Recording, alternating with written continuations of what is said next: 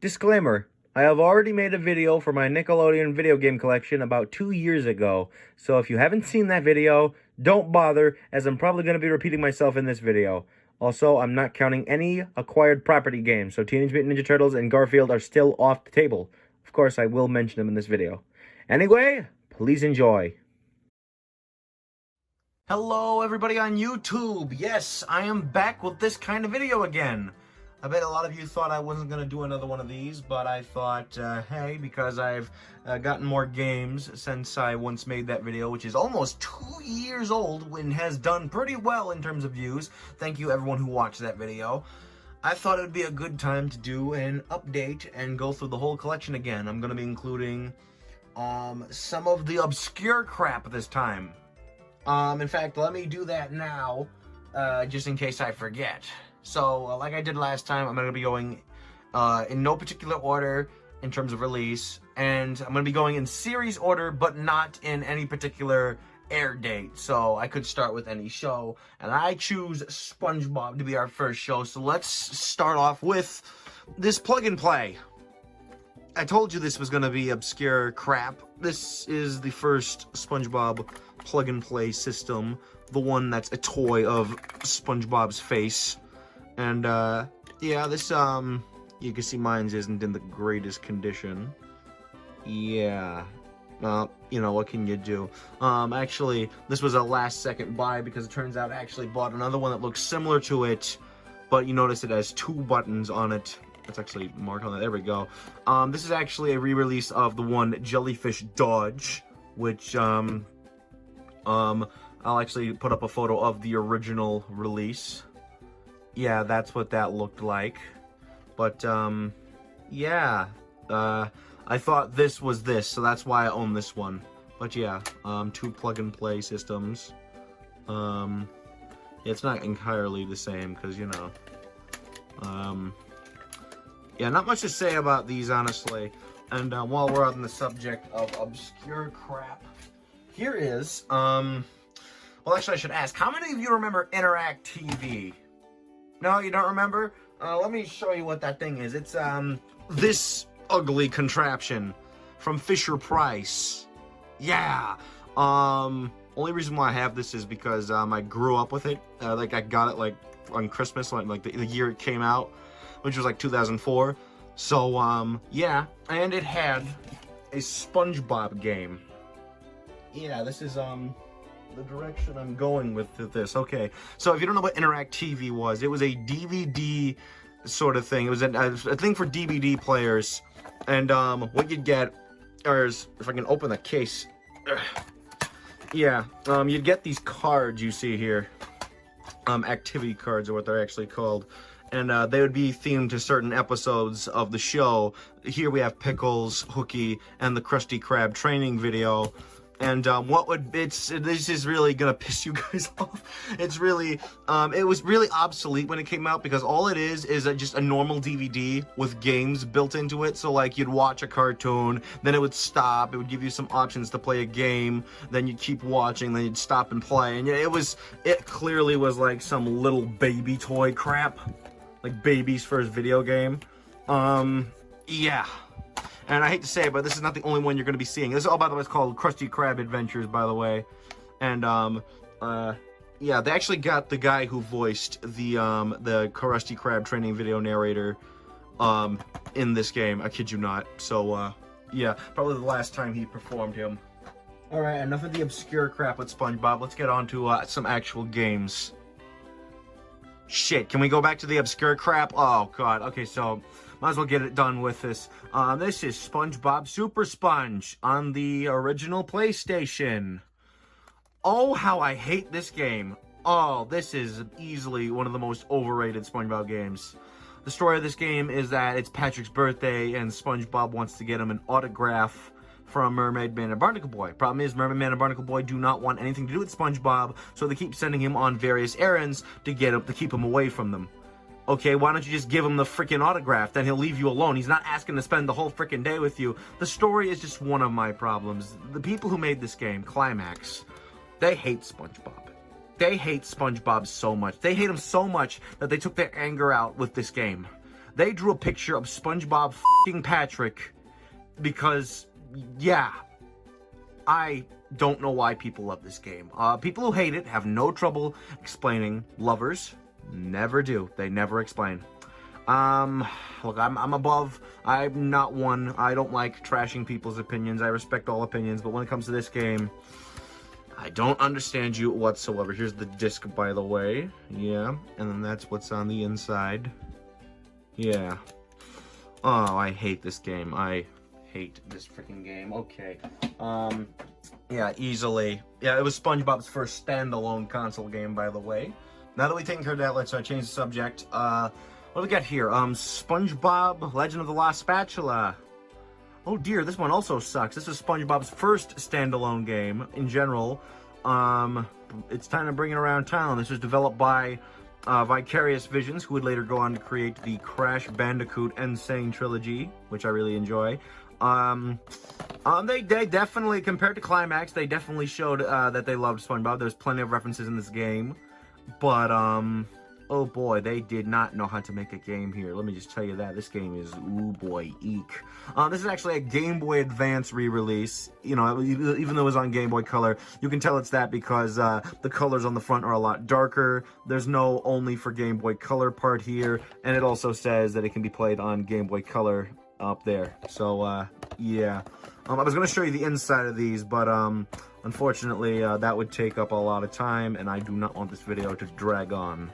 So, yeah, sorry about that, but that's SpongeBob's first standalone game. Honestly, I mean, I've heard a lot of people complain that this game is absolutely hard. I mean, if they played Super Sponge. Nah, I'm not going to say that.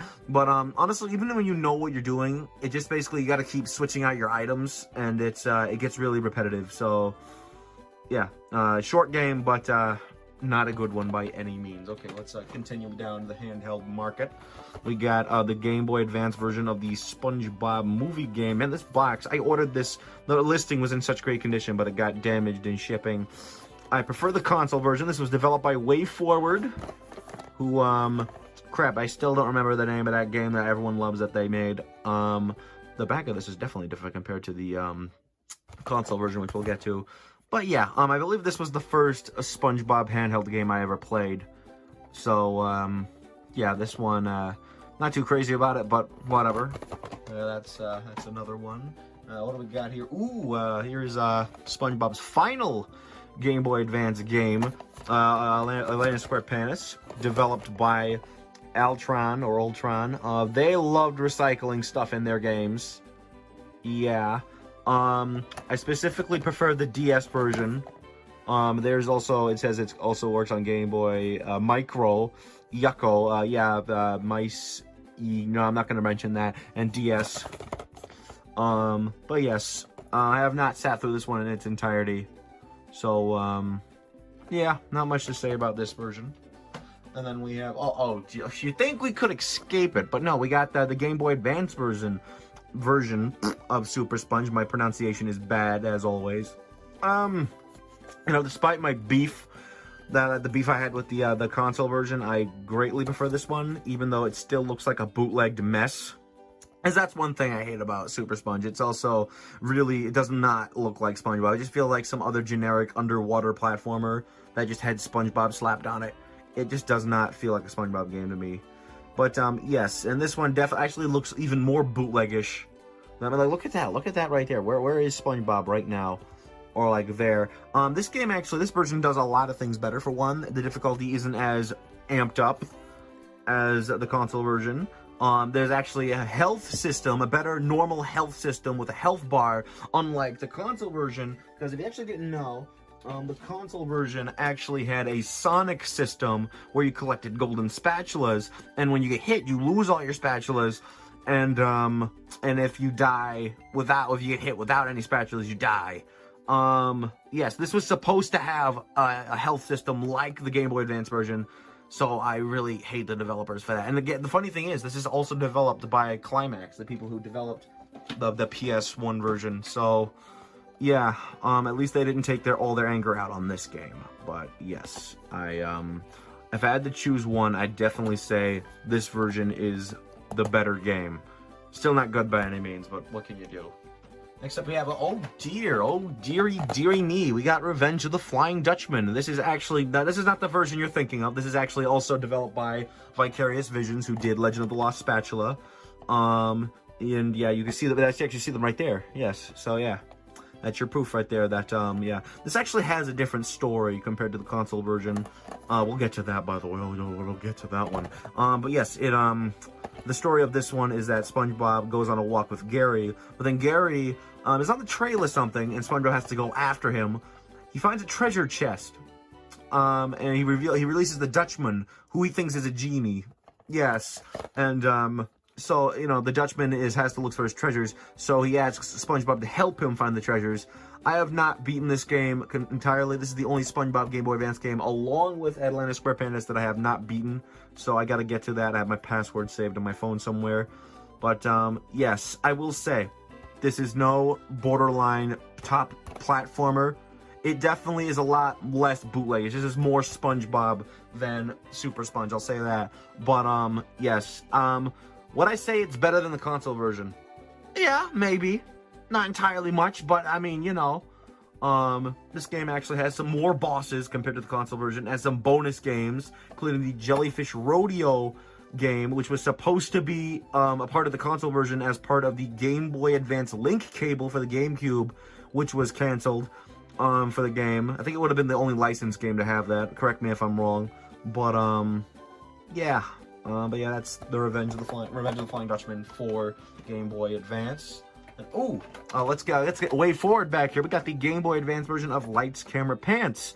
If you're familiar with the console version, which is a party game, you might be unfamiliar with this one. This is actually a 2D platformer compared to the console version, and it has a different story.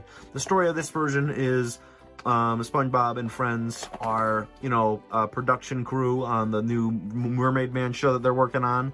Problem is, the show keeps falling apart, so they have to keep saving the show from, like, you know, falling apart at the seams. It's a very interesting story, honestly, an interesting take, but, yeah, I personally prefer, the console version, and maybe the PC version, mainly the PC version, actually, but yeah, this is actually probably my favorite of the Game Boy Advance games, actually, for SpongeBob.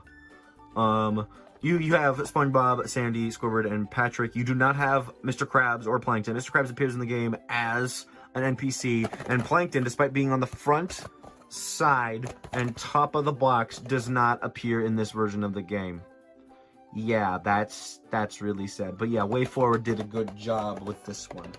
Oh, speaking of Plankton and Way Forward, we have the Game Boy Advance version of Creature from the Krusty Krab. I remember asking for this one for Christmas one year, and I didn't get it.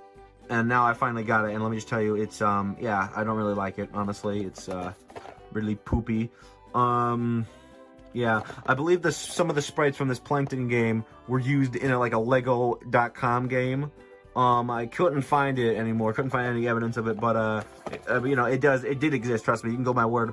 I think the SpongeBob one also had, I don't know. Just going off by memory, who knows, it probably not even happened. But yes, this one, I didn't really find this one too good. There's Way Forward down there. Sorry about the blurriness here, but, yeah, it could have gone a little bit better, honestly. The sprite work is also different compared to the other games that Way Forward made for SpongeBob. And then finally, we have the Game Boy Advance version of Battle for Bikini Bottom. You're all probably familiar with the console version, but this is a lot different. This was also developed by Vicarious Visions, has the same kind of graphics as Revenge of the Flying Dutchman. This was worse. Oh, this one was a lot worse. The only thing notable I can say about this one is that it had Robot Squidward, which was supposed to be in the console version, but was cut, but then was promised to be added back as a bonus feature in the remake of Battle for Bikini Bottom, but ended up becoming the boss of the Horde mode because the developers lied. So that's nice. So yes, this is actually more of a puzzle platformer compared to the Revenge of the Flying Dutchman game. So yeah, not much to say about that. I will say it features Mystery, wherein she functions like Yoshi. So that's interesting to say the least. So yeah, not much to say about this version of the game. While we're on the subject of handheld games for SpongeBob, let's take a look at the DS games and PSP games. Why not? So here we have SpongeBob the Yellow Avenger. This was SpongeBob's first PSP game. Actually, I think SpongeBob might have been the only Nickelodeon property to have PSP games. I'm probably wrong on that. Correct me if I'm wrong. But, yeah, I don't really know what to make of this game, honestly. It's more of a corridor kind of thing. I don't know. I hope not the best way. Story of this one is that the Dirty Bubble has kidnapped Barnacle Boy and is taking him to a laundromat. And SpongeBob traps the Dirty Bubble in a washing machine, not only shrinking Mermaid Man's belt to his size, but also causing a bunch of tiny little red Dirty Bubbles to form, and they start wreaking havoc around Bikini Bottom. Interesting story. Ugly models. I mean, actually, no, the DS version has uglier models, but, yeah, whatever. Make what you will of it, I suppose. Yeah, not much to say about this one. Here we are. I think the back of this manual has an ad for Lights, Camera, Pants. Yes, it does. So, yeah, not much to say about the Yellow Avenger, honestly. I'd play this one for my gaming series, but, you know, PSP capture's a pain in the ass. Moving on with PSP, we also have the PSP version of SpongeBob's Truth or Square. You're probably more familiar with the console version from Heavy Iron, but, this is not from Heavy Iron. This is actually from, let me unblur that, please. Borking Lizards. Weird name for a company. This is essentially a low-quality console, or low-quality port of the console game, but with the cut levels. Yeah, there were some levels that were cut from the console version, but they're in this version. One of the levels is based on Culture Shock. They're also in the DS version, which we'll get to. Yeah. The DS version obviously is not based on the console game, by the way, obviously. But, yeah, not much to say about this one. It's pretty, you know, there's the thing, and we have the back of this one. Pixar games. Huh, okay, that's, strange. I don't think we need to see that. But, yeah, that's all for PSP. So, let's move on to Nintendo DS. As I said, here is Truth or Square once again. I do like how, actually, they have different box art for all of these games. Honestly, that's a really cool thing I actually really like. So, yeah. It takes inspiration from the Heavy Iron game, but it was developed by Altron, as we see there. So, yeah. Oof, the quality there. Well, I mean, this one's alright. I'm still working on it, but, yeah. Not much to say about it at the moment because of that very reason. But, you know, it's a linear 3D or 2.5D platform because it has a fixed camera, I guess. I don't know. Take what you will of it. This next one, however, is my favorite of the SpongeBob DS games, SpongeBob's Atlantis SquarePants. Yes, this was developed by Altron once again, and it actually shares a similar opening, screwing up my words as usual, and an identical title screen to the Game Boy Advance version, which they also developed. So, yes, this is also a 3D platformer, or like, you know, free moving path, so it's 2.5D. Is that the right term? Probably not. With 3D hub worlds. So, yes. I actually really like this one. There are some differences between the two, even though they recycle a lot between the two games. For example, in the Game Boy Advance version, Sandy does not believe anything about Atlantis and demands proof before joining the group. But in this version, she gets pissed off because you interrupt her karate lessons or karate practice, and then she wants to beat you up. She's the first boss of the game. Yeah, this is a game where Sandy is the first boss. Yeah, the only other game I can think of where Sandy was a boss was actually the SpongeBob typing game where she was the final boss. I'm gonna just say that right now, I don't have that game. So, yeah, this one's actually a good one. I recommend checking this one out, actually. So, yeah. Next up, what is this? Well, okay, I forgot about this one. SpongeBob versus the Big One Beach Party Cook-Off. Yeah, based on that special. Does anyone remember that? I don't think so. This was a cooking game. This is no Cooking Mama. Let me tell you that. Look at that, Patrick. Oh, jeez. So I think this one actually has a story. Plankton's cousins, apparently, let me think. They're upset with Plankton because they don't pay them or something. There's a big cook-off going on, and Plankton wants them to work for no money. They they won't accept that. So in an act of revenge, they work for the Krusty Krab. So, yes, at first I thought it was all right, but then it got, like, you know, they started introducing more mechanics, and I thought it would get more interesting, but no, it got more boring, more bullshit, honestly. I don't even know if there's an end to this game, so, yeah, no telling if I'll ever reach the end of this one. Play THQ. I will say that Tom Kenny reprises his role as SpongeBob. I think this is actually the first one he speaks in, and... hold on, when did this come out? Actually, I might be wrong about that. Whatever. And then the intro cutscene is weird. Yeah. I think it might have been actually. I think it might have involved. I think the cutscene was the same video engine as the DS version of the Simpsons game. I could be wrong. Not the same developer, that's for sure. And then, oh dear, oh my, this one's a bad one. Oh, we got the DS version of Creature from the Krusty Krab.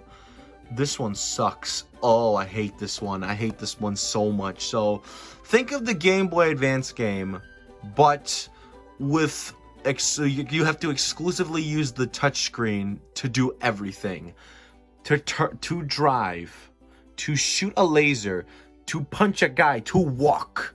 Just to simply walk, you have to use the touchscreen. No controls, no D-pad support. Oh my Jesus Christ. Literally, I died on the first level. It sent me back to the... I dropped the game. How many times have I done that in this stupid video? I don't know. This is a late recording because apparently the recording corrupted for this particular scene. Yeah. I hate this one. I hate this one so much. Oh, I hate this one. So, yeah. Note to self. Don't play this one. Oh.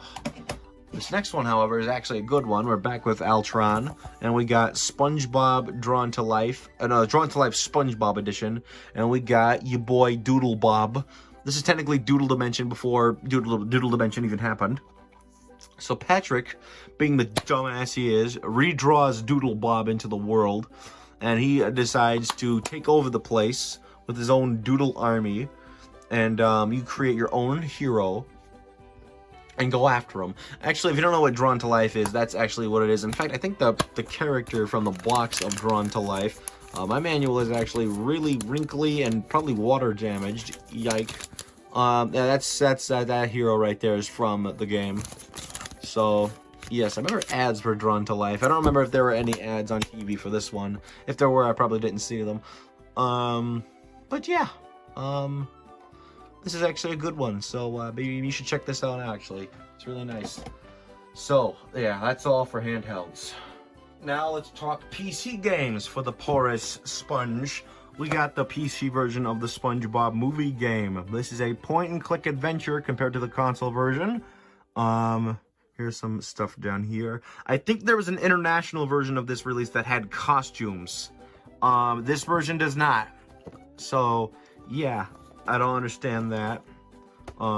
Here's the back of this one. It is definitely different from the console version. Yeah, Patrick near the paddy wagon. There was actually a friend of mine who actually made a meme. This wasn't the exact pose, but it definitely, something similar to that. He was hugging the paddy wagon. But, yeah. I think I might have enough time to actually squeeze out the CD case for at least one of these, because obviously how these PC games work is that they would come in cardboard boxes, but then they would come with CD cases. So that's how that worked. I'm not going to be showing off all of these, so yeah. But yeah, that's the SpongeBob movie game. I'll put that away off screen. Then we have SpongeBob's first standalone PC game, which I think was also the first PC game I played for SpongeBob, Operation Krabby Patty. This originally released in a big box. This is the small box re-release. There's Plankton down there. This story revolves around Plankton hiring a bunch of sea ants to do his biddings. So, yes. Tom Kenny was in this game, but he did not sound like Tom Kenny. Yeah, the credits don't lie, but I mean, the voice does not, sound like SpongeBob. It's a lot more higher pitch. The same thing happened with Super Sponge. PS1 to be a version to be exact. But yeah, I said in my original collection video that I owned this one because I was waiting for the big box release to become available on eBay, but I just could not find it for the hell of me, for the life of me. It just wasn't showing up. Until recently. Yes, this is the original big box release of Operation Krabby Patty. So let me put that down and continue talking about this. Yes, so it's pretty much the same, except the colors are a little bit more brighter, or a little bit more colorful. Still got Plankton on the bottom of the box there. And yeah, same old with our spongy boy here. Actually, I might as well show you this is a bit different. I'll do it from the top, actually, because that's how you're supposed to do it. This is how the big box games are done. You have to actually pull this out. Well, this is a little activity booklet. It came with all of the big box PC games of 2001. This is actually the same for every single, yeah. We might be, and there's the, well, here's the Operation Krabby Patty page. Yeah, drop that, whatever. I'll have to turn off the recording to set everything up again. I might as well show this one off too. There you go. Okay, drop that one out. And there's the disc. There was a colored version of this disc. I have never seen it surface on eBay. Yeah, very strange. But yeah, that's Operation Krabby Patty. Next up we have this game. This is SpongeBob Nighty Nightmare. This is essentially the PC version of Creature from the Krusty Krab. It shares a lot of the same scenarios. Plankton becoming a giant, SpongeBob in a race. Starfish Man, they actually say it right there, Starfish Man and the Dreaded Patrick, even though their designs are different. That's supposed to be Starfish Man, and that's supposed to be the Dreaded Patrick. Yes, well, it's uglier in cutscenes. But yeah. Also, if you're wondering what this is, that's supposed to be a jellyfish. Weirdly enough, OddParents, who also developed Operation Krabby Patty and the other, technically all the other PC SpongeBob games we're going to be talking about here, they had this strong theory that jellyfish were aliens. In fact, they actually put that in their game that we're going to be seeing next. But yeah, they really went to town with this one. And let me just tell you, it's freaking bizarre. And it almost seemed like that they were freaking, like, you know, psychotic. Because, like, they really pushed it. Yeah. Why they didn't call it Creature from the Krusty Krab and why it had a different box art, I have no idea. In fact, it's not even an actual box. It actually is just literally a slip-on thing for a case, which to my knowledge has never been seen without a label. And then you just open it up and, yeah. That's, really bad packaging, if you ask me. But, yeah, what more can you do, honestly? So, yeah, in fact, there's nothing even holding it down. I had to put tape here. So, yeah. No words on this. It has been re-released with the name Creature from the Krusty Krab. However, the disc data has always stayed the same, you know, and it always said Nighty Nightmare. So, yeah, I don't understand this one. Anyway, the next game I was talking about, the PC version of Lights, Camera, Pants. Yeah, I actually think this is my favorite of the PC games for Lights, Camera, Pants, honestly. Or, no, for SpongeBob. This story, in my opinion, was better than the console version. So the story of this one is that SpongeBob is the only person who auditioned for the new Mermaid Man show. And because of this, they were going to cancel the show. But SpongeBob said that he'll offer and he'll try to find people who would work on the show. Because you got to understand, they only like had one little sign for the marketing of this, you know, auditioning sort of crap. So yes, Gil Hammerstein agrees to have SpongeBob go out and find people, and with that, there's more like, you know, like these people, these like two-headed people, you can actually like, they're actually from the movie, but they're recolored. Yeah, you could put them in the movie. Patar is also here. You could put him in the movie. Mermaid and Barnacle Boy. You can still put them in the movie, but you don't have to have them play themselves. You can have SpongeBob play Mermaid Man. There's a lot more options for making the movie. Of course, though, it is cheaper, but honestly, whatever. I don't know. I do prefer the console movie for its animation. But there are some issues with that, but I'm not going to address them in this video. But yes, definitely, I personally really like this one. So, yeah. And again, it was also developed by Productions. There they are right there. Yeah, they're also called Aw Games, but the Aw Productions is below, as you see. The Aw stands for awesome, by the way. I want to point that out. So, yes, that's the PC version of Lights, Camera, Pants. And then we have the first SpongeBob game that was a point and click. This is SpongeBob Employee of the Month. I found out recently that this game also has a big box release, but this is one of the small box re-releases.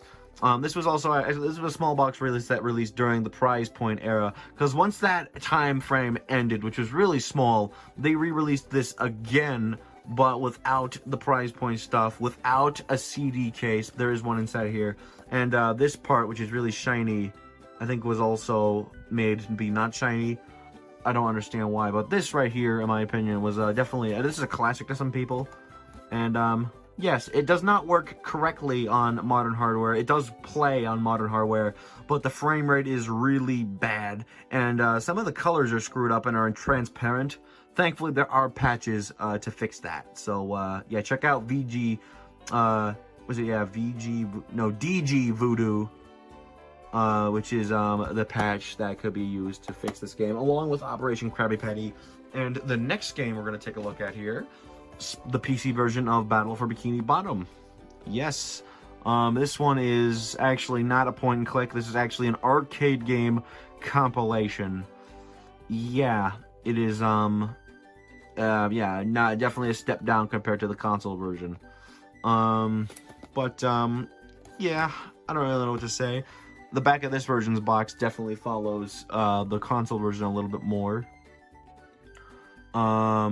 Yeah, not much to say about this version, honestly. It's just kind of meh. Yeah.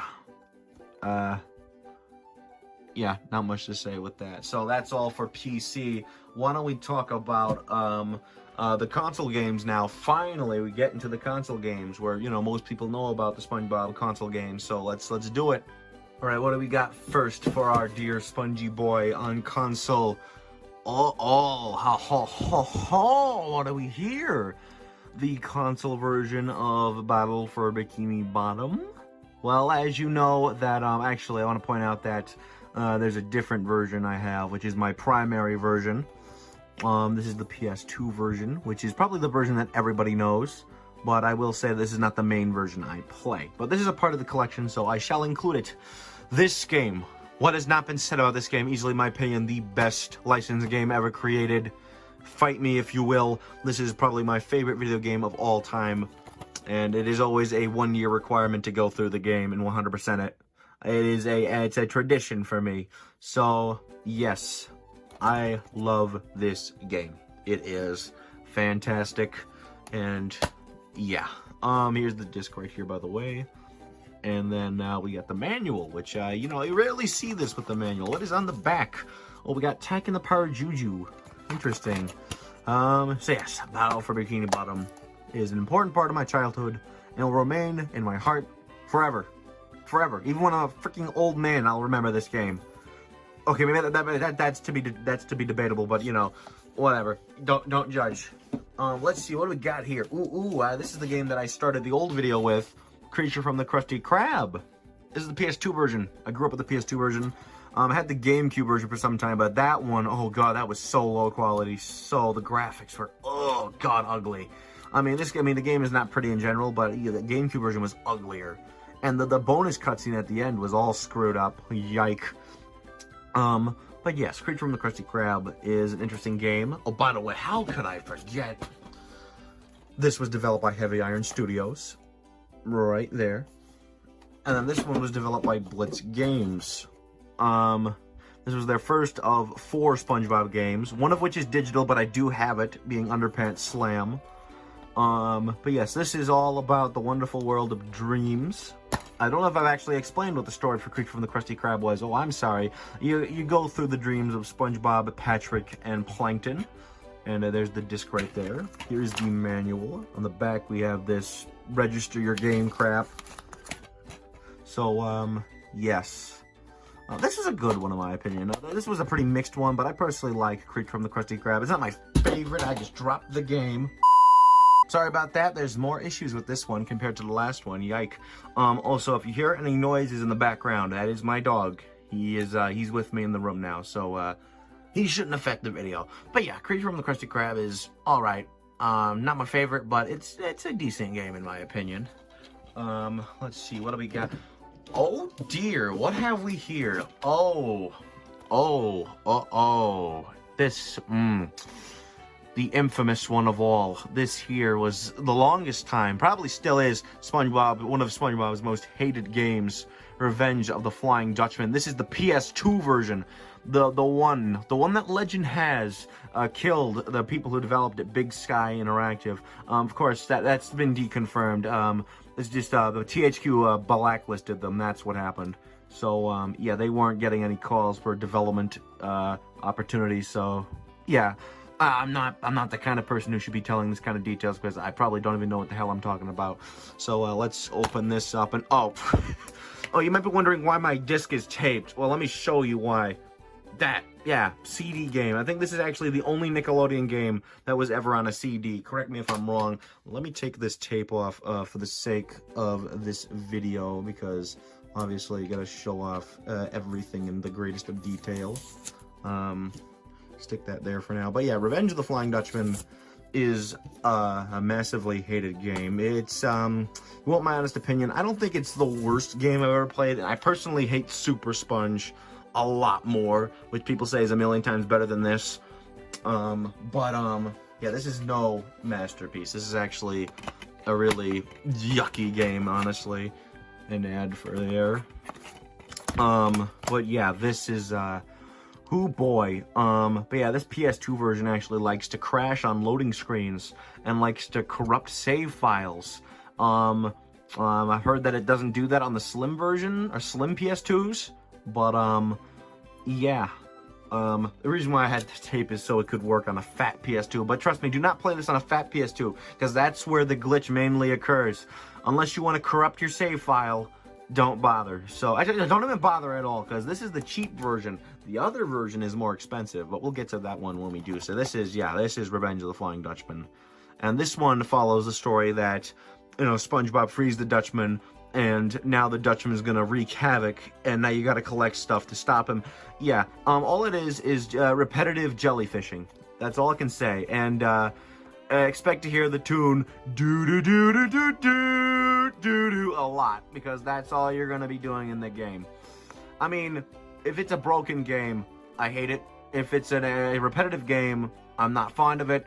And if it's a boring game, I'm mildly upset. Yeah, I can tolerate. I put this in between boring and tedious. Mostly boring though. So, and plus there's a vibe I get from this game that I don't get from any other. So I sometimes screw around in it, but going through it normally, oh no, absolutely not. Don't. This is ugly. I feel like there's a reason for why this game was so bad and so low budget and ugly, and I'll get to that when I do. Yeah, I think if you follow me, if you're a personal friend of mine, you might know what I'm gonna go with that. So let me get this tape out of here. I can just put better tape on that disc when I ever screw around with that again. Here we have Atlantis SquarePants, the console version. This was also released on Wii, but the Wii version has forced motion controls, and yeah. I'm just saying that, also I know last time somebody, got mad at me for saying that, but, yeah, keep in mind that not all of us like using motion controls. Unless they're for pointing. I can tolerate pointing. But yeah, this is, the console version, also developed by Blitz Games, right there. This one is not too good, honestly. Just nothing but, the button comment, and nothing but, what do you call it, I don't know, honestly, but it's not too good, honestly, if you ask me. So, yeah, I don't really see myself playing this one too much. Yeah, not much to say about it either. I don't know if that was the case last time. Whatever, so yeah, that's Atlantis SquarePants on PS2. If you're gonna go playing that, definitely get the PS2 version. Pretty much the same, except you're playing with the controller. Oh look, we're back already, huh? We got the GameCube version of Revenge of the Flying Dutchman. This one had less running issues because obviously it was on the GameCube disc, which is its own format. Actually, no, is there a certain type of format for this? I have no idea.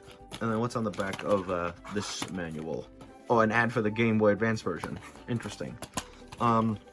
Yeah, not much to say about yeah, I've already said what I have to say. This version had some graphical downgrades. Loading times were shaved down. Apparently, Sony didn't want to greenlight the PS2 version because the load times were too long. So they did this soft reset trick, which essentially gave it a second loading screen. Yeah, 2 loading screens for everything in this version, and then just 1 simple loading screen for this. Because I don't think Nintendo had that rule. Loading screens could be as long as they wanted to be in a GameCube game, I guess. And maybe on Xbox too, which we'll get to after I put this down. But, yeah, not much to say about this version either. I will say that this picture is different for some strange reason. Yeah, I don't know why. But, yeah, this is a GameCube version. The GameCube version. There are different glitches in this one that can be performed because some of the landscapes are altered. It's really confusing. But, yeah, not much to say. And again, this was supposed to have Game Boy Advance connectivity, but that didn't happen. So, yeah, not much to say about this version. What do we have here? What's next here? Oh, here is the primary version I play for Battle for Bikini Bottom, the Xbox version. This actually has, some better, graphics, better lighting.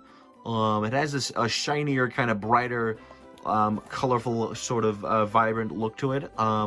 Definitely, you know, do not play this on Xbox 360, unless you want the game to get broken.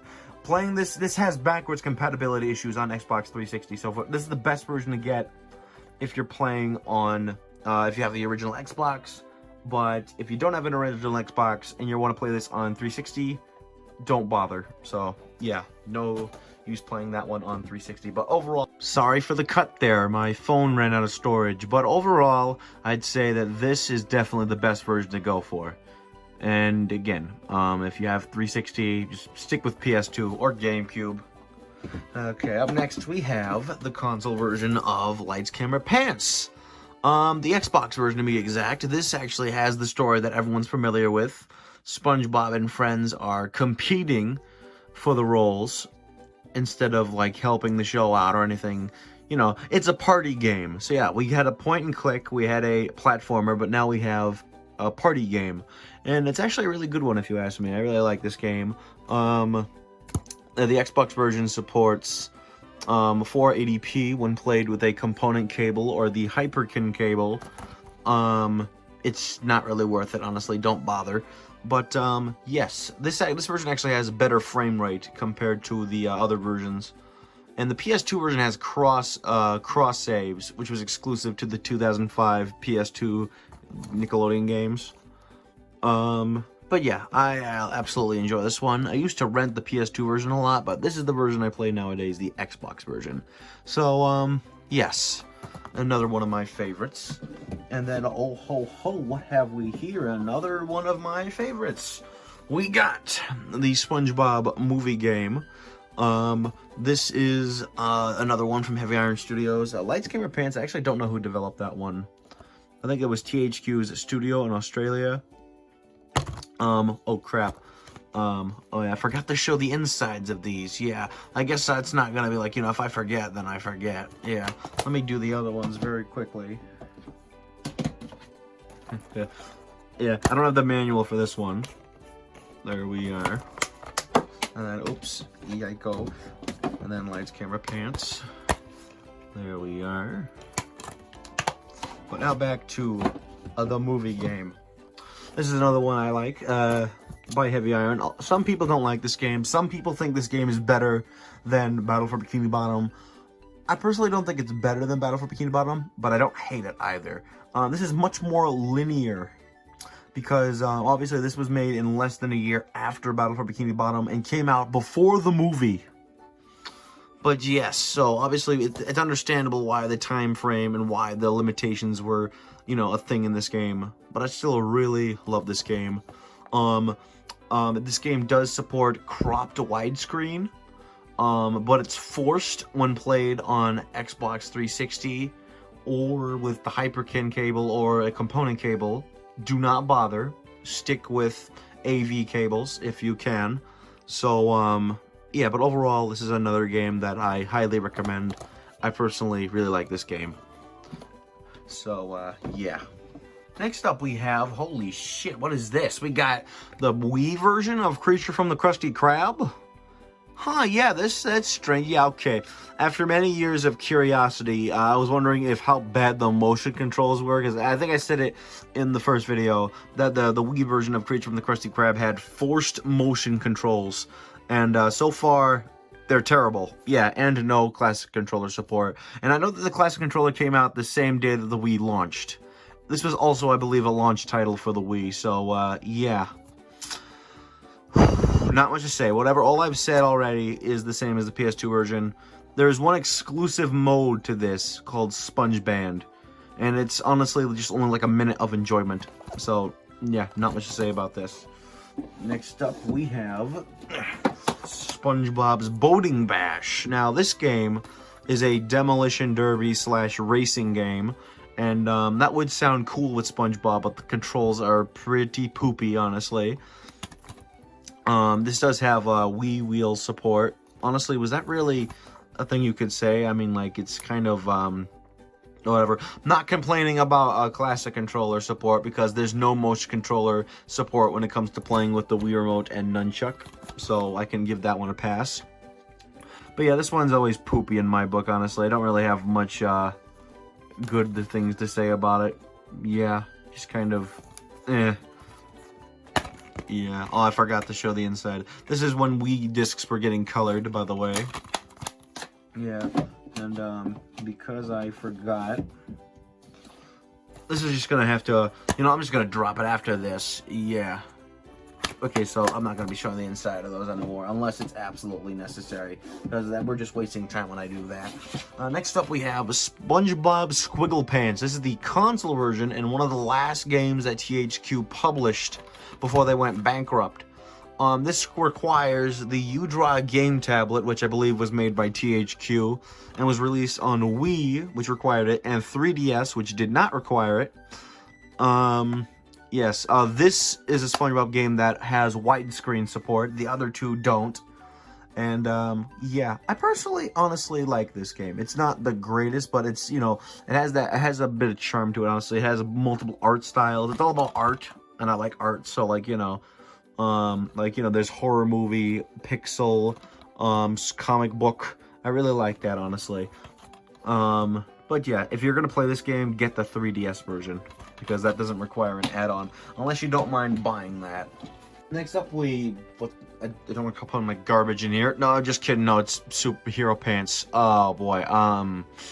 Oof. How do you put me to sleep? You give me this game. Oh dear. This is when Activision took a ship here. Yeah.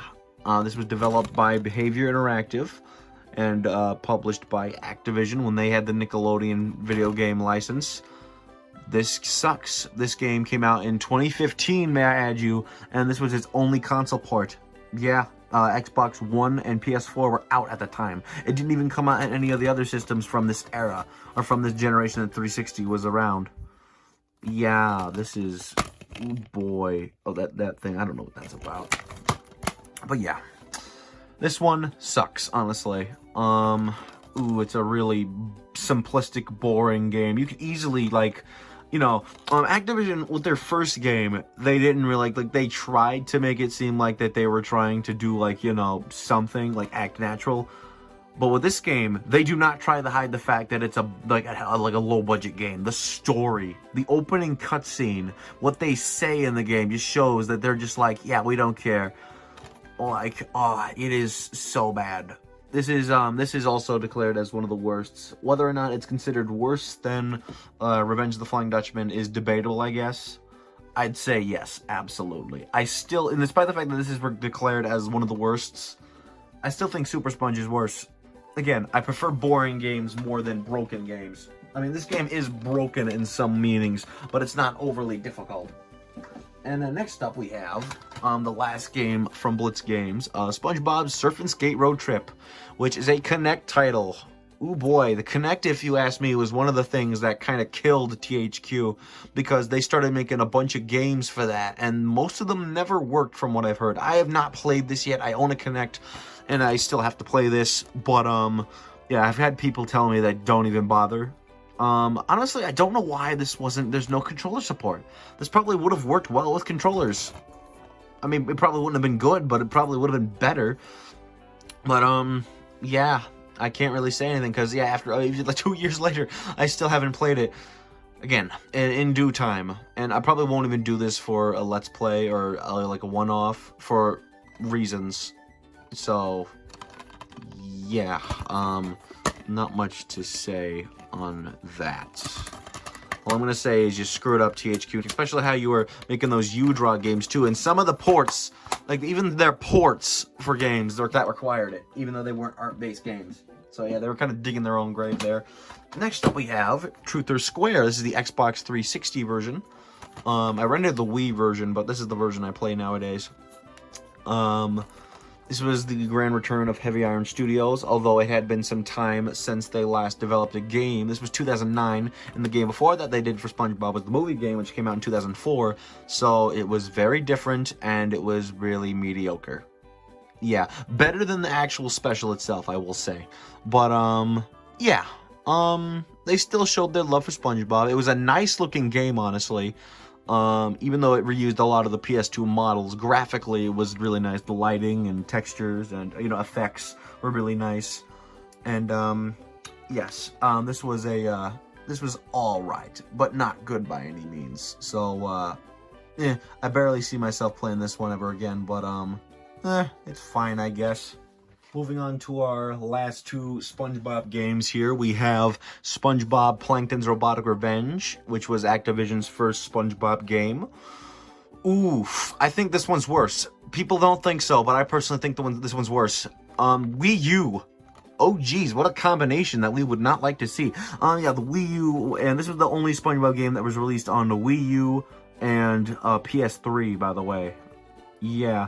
Also, note how it says with 4 of your friends. The Wii U version had 5-player support because of the gamepad. So, yeah, the fact that they didn't even change that.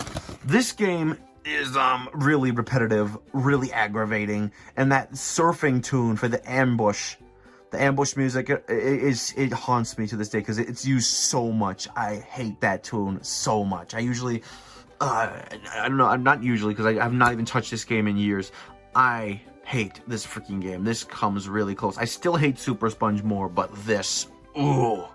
And the worst part is, this sounds like a sequel to Battle for Bikini Bottom. I thought that's what it was, but I was kind of, you know, I wasn't really interested at the time because, you know, I mean, it piqued my interest that it was the first SpongeBob game on PS3, but at the time I just kind of was like, I don't know, SpongeBob, the series is bad now, so I'm just like, yeah, we skip out on it. Then I played it, and then, yeah, this is, yeah, and then this robot also appeared in a game that I'm not going to be talking about, Patty Pursuit on the Apple Arcade. Whoever decided to put that in there, you're my enemy now. I hate you very much. But yes, so, yes, this game is a piece of garbage. THQ was actually planning a game similar to this, which would have been a sequel to Battle for Bikini Bottom. The title I don't think has ever been given, but it would have been on, the current gen consoles, because this came out when the PS4 and Xbox One launched, but it didn't happen. But yeah, so, I don't know, I've read about that somewhere, so I probably could be completely wrong about that, but clarification. This is no sequel. This is its own game, and it's a piece of shit. Yeah, don't buy it. And then finally, the most recent standalone SpongeBob game, SpongeBob Battle for Bikini Bottom Rehydrated. This is a remake of Battle for Bikini Bottom, the console version. And that was actually the first time that version was made available on PC. This is the Xbox One version, obviously. Oof. Yeah, this is, ooh joy, how not to remake a game. I mean, there are some things that they did good. This was developed by Purple Lamp Studios, who had only made one other game before this, which was a town builder with mixed to negative reception. Yeah. And then it was published by THQ Nordic. This was the company that everybody was pushing to get the licensing rights to the games. And, you know, I think they acquired the assets for the THQ games, most, you know, for Nickelodeon.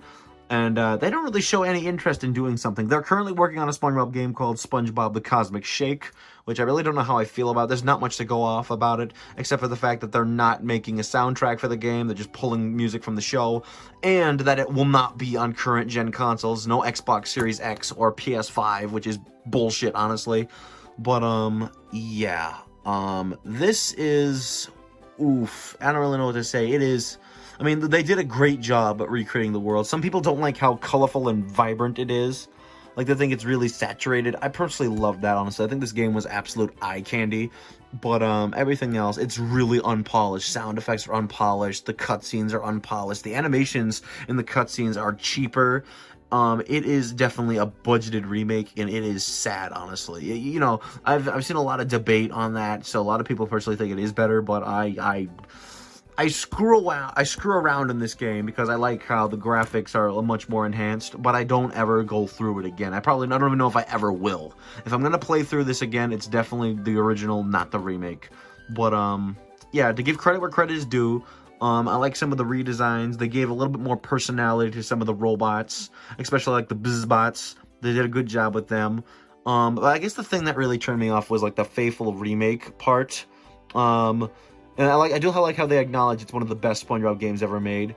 I think when they said that it was faithful, it's mean that they wanted to keep the experience faithful. Because honestly, I couldn't consider this 100% faithful. And even then, they didn't even get some parts right. Like, instead of swinging with Sandy, instead of just simply pressing the button to swing, you have to hold it this time. And they didn't change it either in terms of text. So it still says press when you have to hold. So that's really dumb.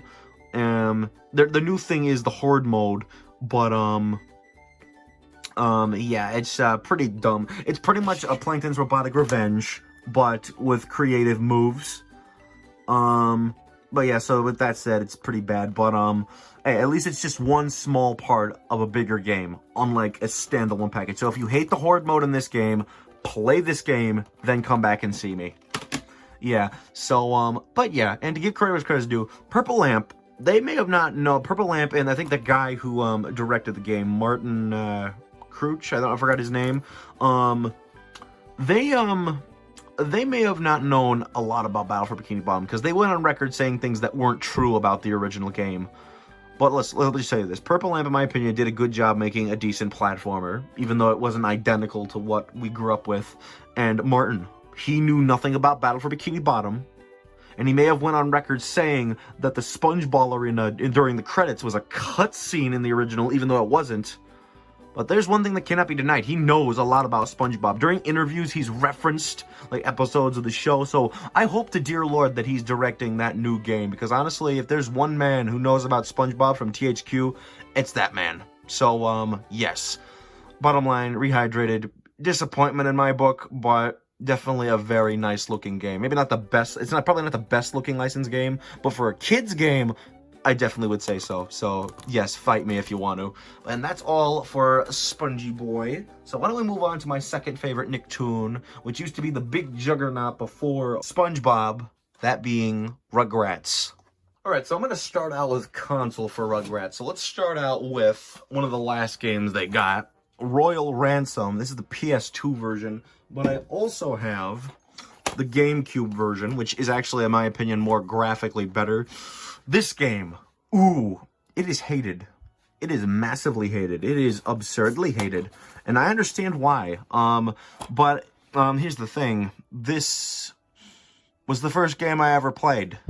Yes, I recall. This was the first ever video game I ever played. The PS2 version, particularly, which is graphically unfinished. The lighting is really broken in this game. But, yes, this was the first game I ever played, so I have some heavy nostalgia for it. But I do got judgment. I will say this game is not aged well at all. And I'm just gonna say, if you don't like a bunch of uncontrollable flying levels, you might want to stay away. So yes, but personally, you know, even with the judgment, and even though I think there are much better Nickelodeon games out there, I still have heavy nostalgia for this game, and I at least revisit it once a year. So, yeah. But the story of this game is that Angelica, little bitchy Angelica, I know she's a 3-year-old, but she's a cartoon, so she's not real, so it counts. Yeah, she, there's a new play set called the Play Palace 3000 that Stu has made, and she claims ownership of it and steals the baby's stuff. So, you have to get them back. It's Rugrats, so a story like that is to be expected. But, yeah, I personally really enjoy this game, and, you know, nostalgia is blinding. I mean, if you wanna say a whole bunch of nostalgia crap with this game, then I could do so with this. So that's just equal rights. freedom of speech, one of those. I don't know. But yeah, that was Rugrats Royal Ransom. A very important part of my childhood. And if you hate the game, you keep hating it. I'm not going to stop you. All right, next up we have... Oh, what do we have here? Rugrats in Paris. I think this is actually what I started out with last time. So yeah, I guess I'm going in a dumbass order again. Yike. Okay, so this is the PS1 version. Actually, I have every version of this. This was developed by Avalanche Software, who also did Royal Ransom. I think it says it on the back here. Yep. I don't think it says it on this. But, yeah. This game is, honestly, it's kind of, honestly, it's not really that good. But, yeah. It has tank controls. I'll say that. And the weird part is, Chucky was the star of the movie, but Christine Cavanaugh, who was the voice of Chucky until she retired in 2001, rest in peace, by the way, did not voice him for this game. That is strange. He was only the star of the frickin' movie. Whatever. But yeah, it's basically a mini-game sort of thing. You gotta collect golden tickets so you can stop Robo Snail. It's really dumb. And I'll say something about, there's something about old Tommy here that we need to say, but I'll wait until we get to a different version of this game before doing so. As long as I don't forget, that's always a possibility. Alright, so what else do we have for Rugrats PS1? Ooh! Here's one that not necessarily aged well, but is definitely deemed a classic. Rugrats Search for Reptar. This here is a game that, as I said, there's no reason to really play it nowadays. It's deemed as a just stupid little kid's game. But even for people who do consider it a dumbass game, they do consider it a classic. Yes, this game did sell enough well to get released under the Player's Hits line, if you saw in the manual, the back of the Rugrats in Paris manual. So this story of this game is very similar. It's very basic too. Tommy's favorite Reptar puzzle is missing a piece. All the pieces are missing. So yeah, you gotta find them by playing levels based on episodes of the show. Contrary to popular belief, there are 2 levels that aren't based on episodes. Those being Egg Hunt and a Cookie Race. But yeah. I personally think that this is a cute little game, honestly. I mean, it's very short, so, you know, it's not a masterpiece, honestly, but, there's some charm to it. My dog is scratching something. Whatever. So, yes. Not much to say about it, but, yeah. It's definitely the most faithful of the Rugrats games, if you ask me. And it was developed by, I think you can see there, N-Space, who also developed the next game we have here, Rugrats Studio Tour, which served as kind of a sequel sort of thing, except it doesn't follow, episodes. It's a unique storyline where they take a studio tour, and Angelica sends them on a freaking adventure of some kind, because she's a little bitch. Yeah. This honestly isn't as good. Oh, there it is, the greatest hits version. I used to have that version, by the way. Get this baby at a great price. Wow, that doesn't sound right at all. One thing I should mention about the N-Space Rugrats games, the controls and the camera. Yeah, that's one thing that they're notorious for, honestly. So, yeah, oof. Let's just say it's like, how do I say this? The controls are very sensitive. They both have analog support, and this one actually has vibration, but it's super sensitive. Yeah, very sensitive. But this game, there definitely was like better, like all the animations and not the animations, but the texture quality was a lot better here. Dill was included, and also Susie was also a part of the crew in this game. She was in Search for Reptar as a bonus character, except they didn't get Cree Summer for that game, so she was silent. They got her for this game though. So, but yeah, not much to say about Search for Studio Tour. Not Search for Reptar, Studio Tour. So, yeah, moving on. Next up, we have... Haven't you appeared at...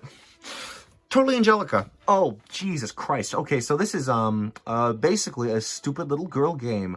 8 out of 5. Susie, why would you give her that? Seriously. I don't know who thought Angelica needed her own game. I mean, it's weird. It's the sad fact of life that she was the character who was often used to represent the show, even though she was technically the show's villain. Most beautiful kid in the universe. the first game to start. What do you mean the first? Is there going to be more than that? No, there wasn't. So this is actually a port of another version of this game, which we'll get to. And, yeah, this game, I mean, it's a little girl game. Do I need to say more? Well, if I need to say more, then technically speaking, obviously it sucked balls because it's a little girl game. And, it's really bad. I'll say that the dialogue quality is super inconsistent. Sometimes it's perfectly fine. Sometimes it's super compressed. It's terrible, honestly. It is really terrible, just like this game. The only good thing I can say about this game is the music. The soundtrack is really good. It's definitely probably very faithful to the show of at least the era of Rugrats at the time. And it's actually the same composer who did Royal Ransom, which is another soundtrack I really like. It even reuses the, Royal Ransom has the same game over themes and such that this one has. So, yeah.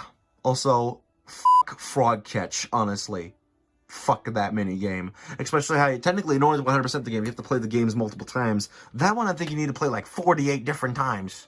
Because they're jewelry stores. I don't want to explain it right now, because honestly, it would make me upset if I did. So, we're just going to move on. Sticking with console, here is Rugrats Scavenger Hunt on the Nintendo 64. This game is highway robbery. Seriously, this is a very small game with very little to offer, and yet it was charged for $50 back in the day. I have a receipt that proves that. I'll show it right now. I don't know if I kept it in the box. That's why I'm showing it on screen like that. But trust me, that was... oof. Yeah, I got this complete in box. Wasn't cheap, but, you know, a collector must do what he has to do. I would open this and show you what's inside, but I really don't feel like pulling out, okay, you know what, manual. There you go, that's as most as you're gonna get. Sorry to disappoint here, but, yeah, there's, a lot of, beef I have with this game. So, this is pretty there's really no story to it. There's, like, multiple different stories. But overall, it's a board game for lazy people. I wouldn't even consider it a Mario Party clone. I mean, if you count this sort of board game crap, then technically this would be the first Mario Party clone. If not, then Crash Bash. I think Crash Bash actually has a better chance of being called that. This is more of a board game. There's not even mini games. Sorry, there's not even mini games. So, yeah, don't bother with this game. It's black. Black is the word I can use. And oh, look what's back here. Rugrats in Paris. This is the Nintendo 64 version. This game mostly had a black cartridge. I'll show you right now. Yeah, take a look at that. I think there was a gray cartridge version, but it's more expensive, so I'm not bothering with that. This is another complete in-box game. And now that we got to this, it's pretty much the same game, except there's a few differences. One, it has 4-player multiplayer, which the PS1 version, if I can carefully find it, did not have at all. So, like, you see there, 4 players, and then this one, 2 players. And this was after the multi-tap was a thing, so how did they not have that? This is one of the games that has, that requires a controller pack. I guess that was what to make memory card users for the PS1 feel less bad. I don't know, but the maps in this version were more like and had more paths to it, because there are some paths that are in this one that aren't in this, so it's kind of altered. I don't really know how to explain it. And then Tommy. So, in the PS1 version, they got E.G. Daily to voice Tommy. In this version, they didn't. He's completely silent in this version. E.G. Daily is even removed from the credits of the game. So, yeah, not really good. The PS1 version is definitely the version to go after, honestly, if you'd ever dare touching this game. I almost dropped the box. That would have been bad.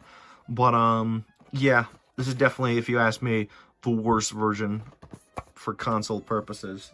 Then again, either version's bad. It's not really a good game by any means, as I said. Just kind of blah, honestly. So, let's change the subject. Let's go to handhelds, why don't we? And let's start by talking about the worst freaking Rugrats game I ever played, the Rugrats movie game. Oh, boy. This is the Game Boy Color version. There was a Game Boy version that released in 1998. This version came out in 1999. This technically doubles as the Game Boy Advance version because not the Game Boy Advance, the original Game Boy version, because it's a black cartridge. If you don't know what black cartridge Game Boy Color games are, they are Game Boy Color games that are backwards compatible on an original Game Boy or a Super Game Boy. Problem is, when you play on a Super Game Boy, you don't have color. So, yeah, and there's some exclusive stuff for when you play on a Game Boy Color.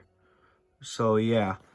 But yeah, when playing on a Game Boy Color or a Game Boy Advance or the Game Boy player for GameCube, you get color and some additional decorations or stuff that isn't played on when you play on Game Boy. You know, but if you play it on a Super Game Boy, you actually get a border. It had that Super Game Boy exclusive crap. That was all you got, though. No color palettes or anything. So it's pretty dumb, honestly. So, but this game, ooh, it's brutal. It has that Sonic logic, too. Except the items are required to, you know, beat the levels. So let's just say this game is unplayable. I made a whole video about it if you want to see it. It is so bad. So don't touch this game. Crap. Look what we have back here. Totally Angelica. This is actually the original version from the year 2000. This was a part of a lineup of merchandise of the same name, Totally Angelica. And I forgot to say that this story is, you know, the story of this game is that the babies stole Cynthia in an act of revenge and have hidden her at the top of a make-believe mall. So in order for Angelica to get her beloved stupid doll back, why'd I say she's beloved, whatever, she has to do beauty pageants. That's the story. Can you believe that, honestly? The console version is a little bit different. Where'd I put that? The story of this version is Angelica gets a playset in the mail, but she destroys it, so she decides to use her imagination, which is something that Angelica wouldn't do. So, which story is worse? I have no idea. Maybe the one where the babies get revenge? I don't know. Also, I want to point something else here. Let's see here. This is technically a remake of this version, and it can even share some of the same mini games, like the cookie catch right there. You see that? Oh yeah, yeah. Look at that. Oof. And Angelica running around a mall. Oof. Yeah. So I don't know why they'd port a Game Boy game. In this version, when you beat, like, there's a Chucky game. When you beat it, he starts spinning around like crazy. They mimicked that in this version. I wish I was making that up, but no. Also, this is the last Rugrats game to feature Christine Cavanaugh. Nancy Cartwright, who took over after her retirement, never voiced for any of the games. I'm just going to say that right here, right now, before I forget. Moving on, we got Rugrats Time Travelers. This is basically the same exact game as the Rugrats movie game. Except when you get hit, you only lose one item. So, with that regard, it's a little bit better, but still, it's not good by any means. Once again, this is a black cartridge Game Boy game, so it can be played on an original Game Boy or the Super Game Boy. Doesn't say Super Game Boy, but I've tried it out. It works. So, yeah, Creations is what it's developed by. Oh boy, yeah, they developed a lot of the Game Boy Rugrats games. They did not develop this one, however. I forgot who developed this one. But, yeah. They never really learned their lesson now, did they? So, yes. Not much to say about this one, honestly. So the Rugrats apparently go back in time, which is weird. Yeah, honestly. I do like how they have Dill and the kangaroo right there, even though that episode where it was from is pretty bad, honestly. So, yeah, not much to say about this one. I still have to continue on that one. And then finally for Game Boy Color, we have Rugrats in Paris. Yeah, this version sucks balls, honestly. Time limits. That's all I'm going to say. Time limits. Oh, the time limits. Oh, dear. So, this was also developed by Creations. Jesus Christ, why can't you hire anybody else for a change? Yeah, honestly, I just did not enjoy this one at all. I can't even, like, get past the first level. And then again, I don't even know what the first level is, so, well, how do you progress in this game? I have no idea. Still haven't played it because I lost interest. Whatever. Moving on to Game Boy Advance. And Creations, their final game for Rugrats, Castle Capers. This is essentially the handheld version of Royal Ransom, except this came out in 2001. Royal Ransom came out in 2002. I can even prove that with the copyright there. Yoink. There you go, you see. See 2001, and then 2002 right there. So, yeah, this was the first, actually, no, not the first. I actually remember getting this game for Christmas one year. It's alright. I mean, it's not good by any means. Very slippery platformer. It's definitely, in my opinion, the best of the Creations Rugrats games if I had to choose. There's not really a Rugrats game on any handheld Game Boy that I could choose as the best, because they're all pretty blah. But, especially the next one. But, yeah. Not much to say about this one. I will say it has orange hair Angelica, which was a common error on Rugrats merch in the early 2000s. Very, very strange. Sorry for that vibration, or creak noise. So, yeah, not much to say about Castle Capers. It's just pretty block. This next game, though, holy crap. The title for this one, oh my god. Rugrats, I Gotta Go Party. I'd say this is a party game, but would I even consider it that? I mean, Jesus Christ. Yeah, holy shit, Angelica's face. Oof. Yuck. Okay, this one actually could be easily beaten in like an hour, under an hour. The story mode, that is. It is really stupid. It is really bad. This is not developed by Creations. It was developed by like Eurocon or something, Eurocom. The recreation of the Rugrats theme in this game is ear-splitting. It is super bad. Oh, and in this particular game, there's some artwork of Lou that's like really, like he's on drugs or something. Yeah. Oh, and this racing game up here is like the controls are so bad in that one. So don't waste your time with this one either. Yeah. Also, this came out in 2002 as part of the Prize Points games alongside Royal Ransom, since, obviously, it technically already had a Game Boy Advance port. There's even, like, some dialogue that's, you know, reused from this game in Royal Ransom. But yeah, not much to say about I Gotta Go Party. Gotta go take a crap, more like it, whatever. Well, I gotta go put the game in the toilet, whatever, no.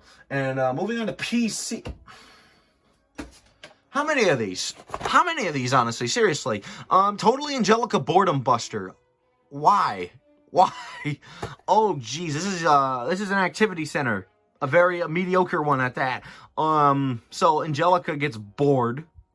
Hence the title Boredom Buster. Because this babysitter, Tammy, who's probably the freakiest thing I've ever seen, yeah, she's on the phone the whole freaking time. So now she has to, Angelica has to keep herself entertained. Wow, I mean, I don't think we really need a story. It makes the other stories sound like freaking masterpieces. So yeah, everything you see here is all what the game has to offer. 4 games. Yeah, there's other activities, but they're just activities, not games. In fact, this isn't even a game. This right here is not even much of a game. This isn't even a game either. Angelica TV and Makeover Time are not even, you know, whatever. It's really mediocre. This is actually a small box re-release published by THQ, although the game was originally in a big box and published by Mattel. The disc data stays the same in this, by the way. So, bottom line, Mattel published it. Yeah, I have no words for this one. Jesus Christ. This also released like a month after the Game Boy Color game, so some people consider this a sequel. And I hate to call it that, honestly. Yeah, Jesus Christ. You wouldn't be able to get this working on a current console because it requires QuickTime, which has been discontinued on Windows 10. Virtual Machine or buy an old computer, I guess. Yeah. Well, I'm just going to put that out. A lot of the Rugrats PC games do not work on modern hardware or barely work at all. Like the next one we got here, Rugrats Munchkinland, or Munchinland as they say in the game. I don't know what term they want me to go by. Lawsuit. This is Wizard of Oz. Yes, so there was a Rugrats episode based on the Wizard of Oz called No Place Like Home. The roles are a bit reversed here. Lou speaks in the game, and they didn't get Joe Lasky. I am not happy with it whatsoever. But yeah, what do I call this, honestly? This is another board game kind of game. So, yeah. Oof. Follow the Rainbow Brick Road. This is, oof. Yeah, this game actually likes to glitch up on a virtual machine. So, yeah. I really don't know what to make of this game, honestly. It does not work on Windows 10. You can boot it up, but whenever you try to get past the sign-in screen, the game crashes. Yeah, it does that on Windows 10, 8, and 7. Because I remember having this game before, and we tried getting it to work on Windows 7, didn't work, so we returned the game. This is, really bad game. It's actually really, ugh, kind of getting sick just thinking about it. Here's another game that I actually played a demo of growing up. I didn't own it. This is the Rugrats Go Wild game. This was the last Rugrats game ever made. Be aware there's some damage on this box. Yeah. If I had to guess, it probably says Rescue the Rugrats. Or Help Rescue the Rugrats. So if you've never seen Rugrats Go Wild, it is a crossover with the Wild Thornberrys, which we'll get to. Yeah. Probably the only notable Rugrats crossover, because, you know, there were two others. One with all real monsters in an episode, and technically it was just a small appearance. And a comic book, which we do not talk about on this channel. It's forbidden. But, yeah, I've not played much of this game. It does work on Windows 10, although it does not install on Windows 10 because of CPU issues. And I know that it works on Windows 10 because the demo, which was on the PC version of Battle for Bikini Bottom, installs perfectly. So in order to install this, I had to use Daemon Tools, which was a software they used to make virtual drives. So yes, if you're going to buy this game, you have to download that, install it, and you install the game via that method, or else you're not going to be playing this game. It doesn't. I couldn't even get it to work on a virtual machine because, again, CPU issues. But yeah, not much to say about this version, honestly. It's pretty block. Obviously, they didn't get Bruce Willis for Spike. Spike just does simple dog noises, and Eliza still understands him. If that's the logic, then why isn't Darwin making monkey noises? Whatever. Not much to say about this game. I still have to go through it. What we got next? Oh, Rugrats All Grown Up, the game. I have not fully played this one. And you can thank Angelica for that. No, not that Angelica. That Angelica, the teenage Angelica. Now, before I talk about why I hate this game to bits, let me just clarify. I'm not too fond of the Rugrats spinoff All Grown Up. My dog is making a whole lot of noise. Hold on, let me take care of that. How many errors? How many errors can be in one video? Whatever, it doesn't matter. I'm unprofessional. Get used to it. So, yeah, my dog was scratching something. I took it away from him. But yes, I'm not too fond of the Rugrats spinoff All Grown Up, but the 10th anniversary special All Growed Up, I actually really adore, honestly, especially Emika's song. Yes, it was definitely it's an important part of Nickelodeon's history, as apparently, thanks to that special, it made Rugrats the highest rated kids program of 2001. Of course, I was born in 2001, so obviously I didn't even, of course, I wasn't alive to tell you that it was big, honestly. No, I mean, I was alive, but of course I wasn't developed enough to say that it was the biggest thing that happened. Despite the fact that this game released in 2001, Christine Kavanagh did not voice for the game, even though she voiced in the special. This was, and again, not Nancy Cartwright either. It was Candy Milo, who was the replacement for Dexter, another character that, Christine Kavanagh voiced over on Cartoon Network. Yeah, she voices Chucky in the games. Yeah, this game sucks. It is a really wonky 2D platformer, and every time you die, Angelica insults you. Every freaking time. And it's teenage Angelica too. So, yeah, if you hate Angelica, you don't play this freaking game. I don't think I ever want to touch it. And this game does work on Windows 10. It's one of the few Rugrats games that works on Windows 10, so that's good, I guess. Not entirely, because again, this game sucks. So yeah, that's Rugrats All Grown Up. This is the small box re-release, by the way. It originally released in a big box. All right, let's bring out the big box PC games. My dog is snoring now. I apologize. Anyway, here we have the Rugrats Adventure game. This was, if not, it was one of the first Rugrats games. This is actually a smaller re-release. It's still a big box, but, you know, there was an original version of this game that I don't own. So, yes, this game is a point-and-click game. And if you personally think that the SpongeBob ones are bad, you've never played this. Well, first of all, compatibility issues. This game does not work on anything past the systems that it was built for. So, what are those? Windows 95, Windows 98, and PowerPC. It will only work on those systems. So, virtual machine is required. It doesn't even work on Windows XP, which is bullshit, honestly. So, yes, this is a super restrictive point-and-click game. You see, there are multiple missions you have to do, and whenever you're doing a mission, and if you find an object that's associated to another mission, you won't get it. You have to come back once it's time for that mission. Even though you do have an inventory, which you only use once in the game. Once. Because, you know, it's really freaking bad. It is so bad. Oh, and Angelica. Angelica's so freaking annoying in this game. I kid you not, I literally almost broke the PC when I first played this game back in my youth. I hate... yes, honestly, it is so bad. She's so bad in this game.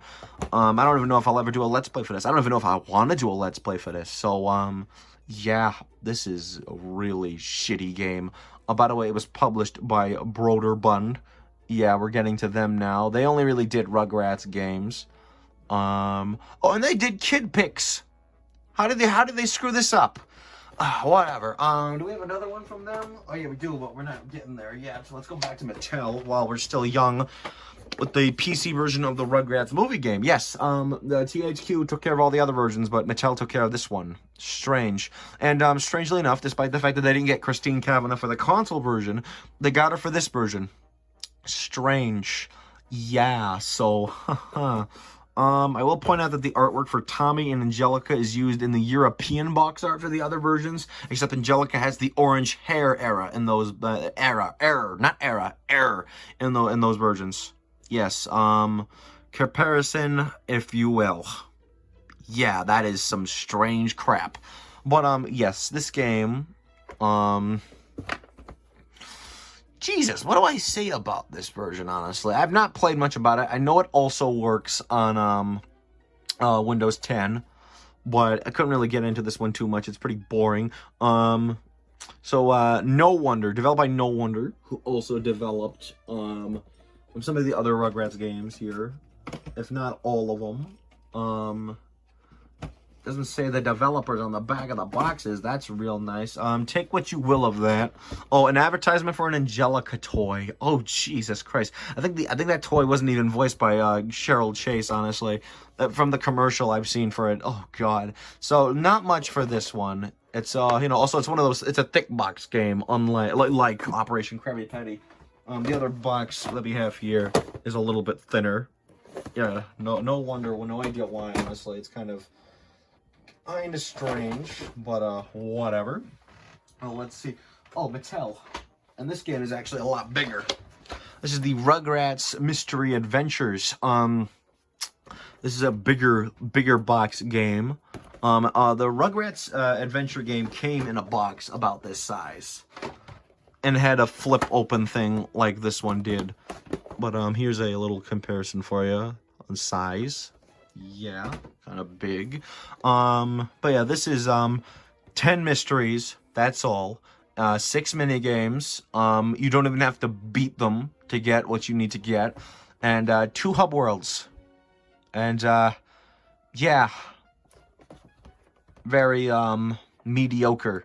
And just like Adventure Game, this does not work on anything past Windows 98, not even Windows XP. So, lovely, dovely dumplings, honestly. Yeah, nowhere. Yeah, we're getting nowhere with this one, aren't we? I forgot if I did that joke. That was a really bad joke. I apologize. But yeah, Mattel, first attempt. You fucked up big time. Okay, finally, our last Rugrats game of the night. And it's another Broderbund. Oh, come on, enough of the Broderbund crap. This is the Rugrats Movie Activity Challenge. It's an activity challenge, an activity center. Most movies had these back then. And I mean, it's not good, but I will say it's better than the actual Rugrats movie game. Yeah. Not much to say about this one, honestly. It's just, yeah, there's a mission where you have to try and save Angelica. Why? This game really pushes the fact that she's Tommy's cousin. No idea why also. I mean, it's kind of obvious. This bonus game's a piece of crap. But yeah. Yeah, I haven't played much of this one either. I know you have to do the mini games multiple times to beat the game. So yeah, that kind of summarizes why I haven't completely played the game yet. So yeah, 6 different games. You make that sound like a big deal, even though it's not really a big deal. But yes, that concludes the Rugrats game. So let's move on to another one of my favorite Nickelodeon shows, Jimmy Neutron. Alright, what do we got first for Jimmy?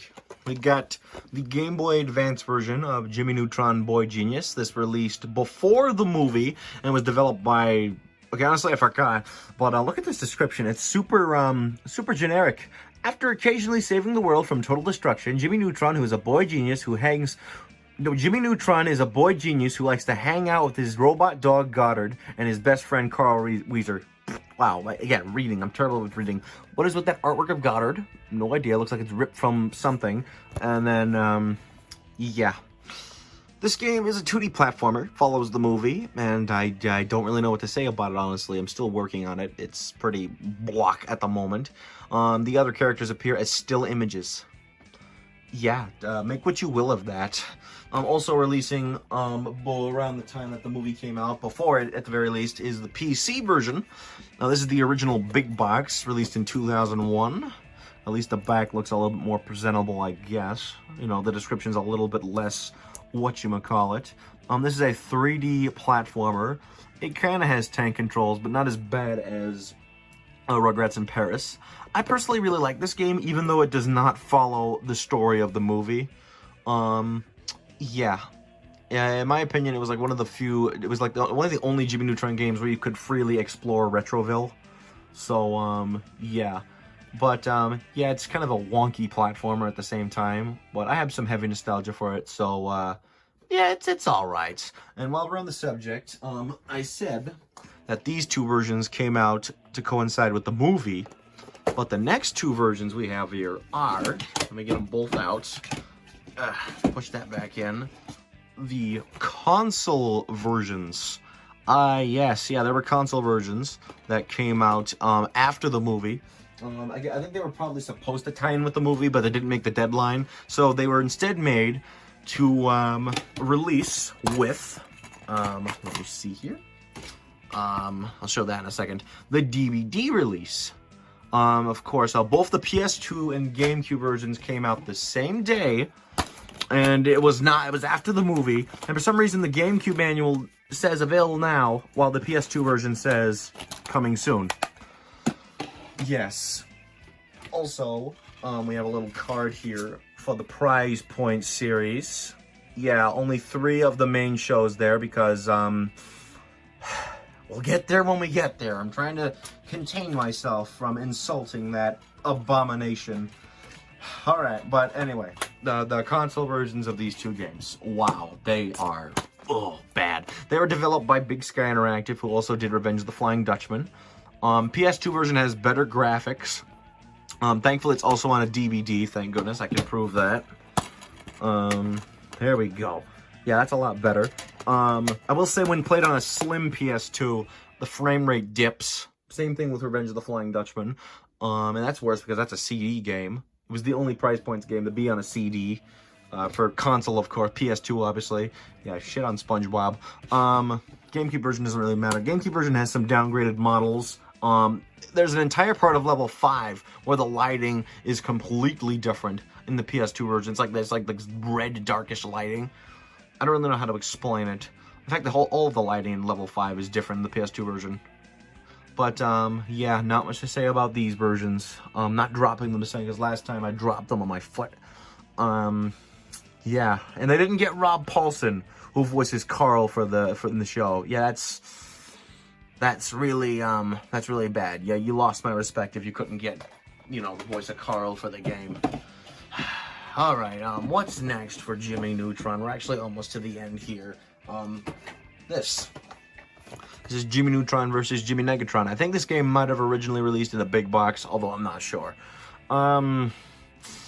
This game, oh boy, I have heavy nostalgia for this game. Heavy nostalgia. I used to play a demo of this game a lot as a kid. And, yeah, look at that artwork. So this is, I think, John A. Davis, who created Jimmy Neutron, always had the idea or the intention to have an evil version of Jimmy, and that would later happen in the show. But this game was definitely the first time that idea was taken into action, I guess. Yeah, so not much to say about much here. Yeah, but yeah, this was also, by the way, I forgot to say that the PC version of Jimmy Neutron and this game were both published, or maybe developed by Productions, who also did all those SpongeBob PC games we've talked about. So yes, heavy nostalgia, same kind of game. Do I like this one a little better? Yeah, actually, I like this one a little bit better. Even includes a demo for Employee of the Month. So yes, I really like this game. It's heavy nostalgia for me. What do we have here? Oh, this is the only game I didn't have last time. Jimmy Neutron Jet Fusion. Now, I originally owned the GameCube version of this game, and I did not like it whatsoever. Especially how one level was so dark, I couldn't even see where I was going. Not the PC, PS2 version has somewhat better lighting, but not by much. So, yeah. What are they advertising on the back here? Attack and the Pyro Juju. Made sense. But yeah, ooh, this game, oof. Don't know if I'll ever beat it, because I'm not, even though I've made it far past that level, I still don't know if I necessarily like this game. Probably not, honestly. But, I'm stuck on another level, too, so that's a fun time. Movie design for Cindy. That was a common thing for these Jimmy Neutron games. The only one that didn't do that was, versus Jimmy Negatron. There's no picture of it on the back, but you can take my word for it. So yes, this game, not too fond of that game. And my dog still makes noise, but you know, you can't. You know, if you have a problem with dogs, deal with it. Yeah, I know you sick people out there. Don't think of anything. Not, of course, I'm not accusing all of you. I'm just letting that. Okay, Jimmy Neutron Attack of the Twonkies. This was released around the time that the special of the same name came out. I really love the special. I guess because this was being made during the time that the special was being worked on, that's probably why it does not follow the story. Cindy movie design, once again, what was the deal with that, honestly? Especially if they were recreating the intro, the opening to the special, because they did, and I'm not going to explain. But despite the fact that this game is super, like, inaccurate to the special, it's probably the best Jimmy Neutron game out there. It can get a little bit repetitive, but I personally think it's, like, the best looking of the Jimmy Neutron games. Especially the character models. Aside from some pupil size on some of the characters. And aside from the fact that, again, Cindy has her movie design in this game. So, yeah, this is definitely a decent one. Used to have the PS2 version. I remember getting that for Christmas. But, yeah, I have the GameCube version now. I don't know why I actually got rid of the PS2 version, honestly. But yeah, that's Jimmy Neutron, Attack of the Twonkies, and that is all for Jimmy Neutron. So how about we move on to the Fairly OddParents next. Yeah, let's go with them. Alright, Fairly OddParents. I don't actually have all of the games. There's one I'm missing, but, yeah. Well, at least in terms of, like, not counting ports. But honestly, I don't really care because I wasn't really too fond of Fairly OddParents. I never really was. I don't hate the show necessarily, but I just couldn't really get into it as a kid, and even now. But regardless, I have some of the games. So let's start with the first one, Enter the Cleft. This game is a big poopy bunch of crap, honestly. Oh god. This was developed by Altron again, and every enemy in this game lunges at you. Even the first one you see. Honestly, this game is so brutal, I can't even get past the first level without dying. That's all I can say. I don't have much to say about this one. It was a part of the prize points game. I did get a manual that, a second manual with this that was in a different language and was a bit bigger. Yeah. But I do have the original manual in there as well. But, I don't really feel like, bringing it out right now. So, yeah. Not much to say about this one except, death. Death. Yeah. Death. What else? Ooh. Breaking the rules for PC. Now, you might be familiar with the console version, which we'll get to, but this one had a different story. Haven't played through this one entirely because QuickTime. Yeah. So, no Windows 10 for this one. So, yeah, the colors look a bit sun-faded. Let me pull out the console version, actually. Let me see if that was, the case here. Oh, yeah. Yeah, that looks like fades in the colors. I don't know what that's about. I have no reason for that, I guess. But yeah, this is the console version. I forgot who developed the PC version. This one was developed by Blitz Games. What's with the coloring there? Seriously. Yeah. This one's honestly, I remember beating the game Where, like, you know, honestly, this game was like, I remember 100% in the game in like less than a day. This part is like the only bad thing I can say about the game. Then again, this level too, probably. Yeah. Yeah. You can unlock an entire episode of The Fairly OddParents. Interesting. An interview with Butch Hartman. Why would you want that, honestly? That sounds like a terrible reward. And this is the only Fairly OddParents game that was released on Xbox. And it was not released outside of the US, probably because of Nelvana, who are the international distributors of the show. And they're the reasons why the Fairly OddParents rarely appears in any Nickelodeon crossover games anymore. Yeah, ain't that a joy. And I could probably finish up Fairly OddParents in this one recording. We got Shadow Showdown. This is the GameCube version. This was not on Xbox for some strange reason. But, yeah, I have not fully played this game because, honestly, I got bored of it. Yeah.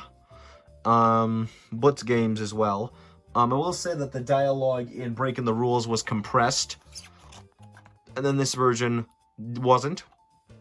Yeah, so I really don't know what the deal with that was. But, whatever. Have no thoughts on this one. I'm still working on it. So, yeah, there's the inside of that. What's with Timmy's placement on the manual? This one was released outside of the US, by the way. I want to point that out.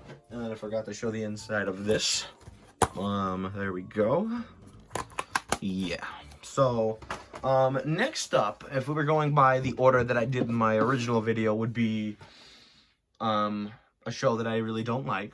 But I'm in the mood for longing the inevitable. So let's continue and let's not talk about that. Let's talk about another show.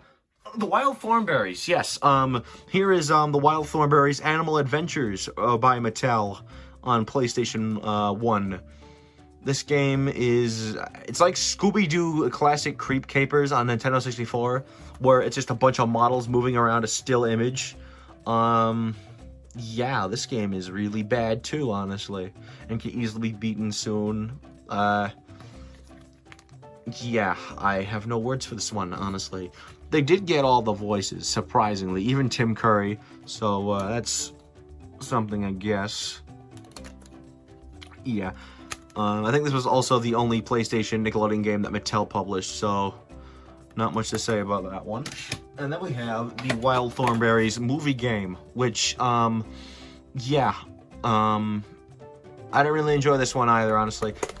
I don't know, I haven't played the whole thing, so I guess I can't really say that, but, yeah, I did a video on it, and I kind of rage quit on that, so, whatever. It was a one-off, that's why I had the reason to, so, it didn't really matter. So, yeah, this was originally part of the Prize Point series. It's not on the back of the box because this is a re-release. Yeah, so not much to say about this game. And, oh, that's all for Wild Thornberrys? Crap, okay, so, Ren and Stimpy, there we go, Ren and Stimpy. We got, Ren and Stimpy's Invention. This is not based on the episode, despite the happy helmet on the front of the box. This is a completely different story. So, Stimpy creates this thing called the Mutate-O-Matic, which turns objects into food. And apparently, yeah, everything goes wrong, and they have to fix the machine before everything goes horribly wrong more. I probably said that wrong, whatever. This was exclusively released on the Sega Genesis. Yeah. This is also the only game they got on Sega Genesis, so, yeah. It also is the only Nickelodeon Sega Genesis game to be released in one of these nice cases. Instead of, like, one of those stupid slip boxes, which I really don't like. But, yeah, actually, I think this is the only Ren and Stimpy game worth going after. Because all the other ones are trash, honestly. Literal trash, honestly. So, yeah.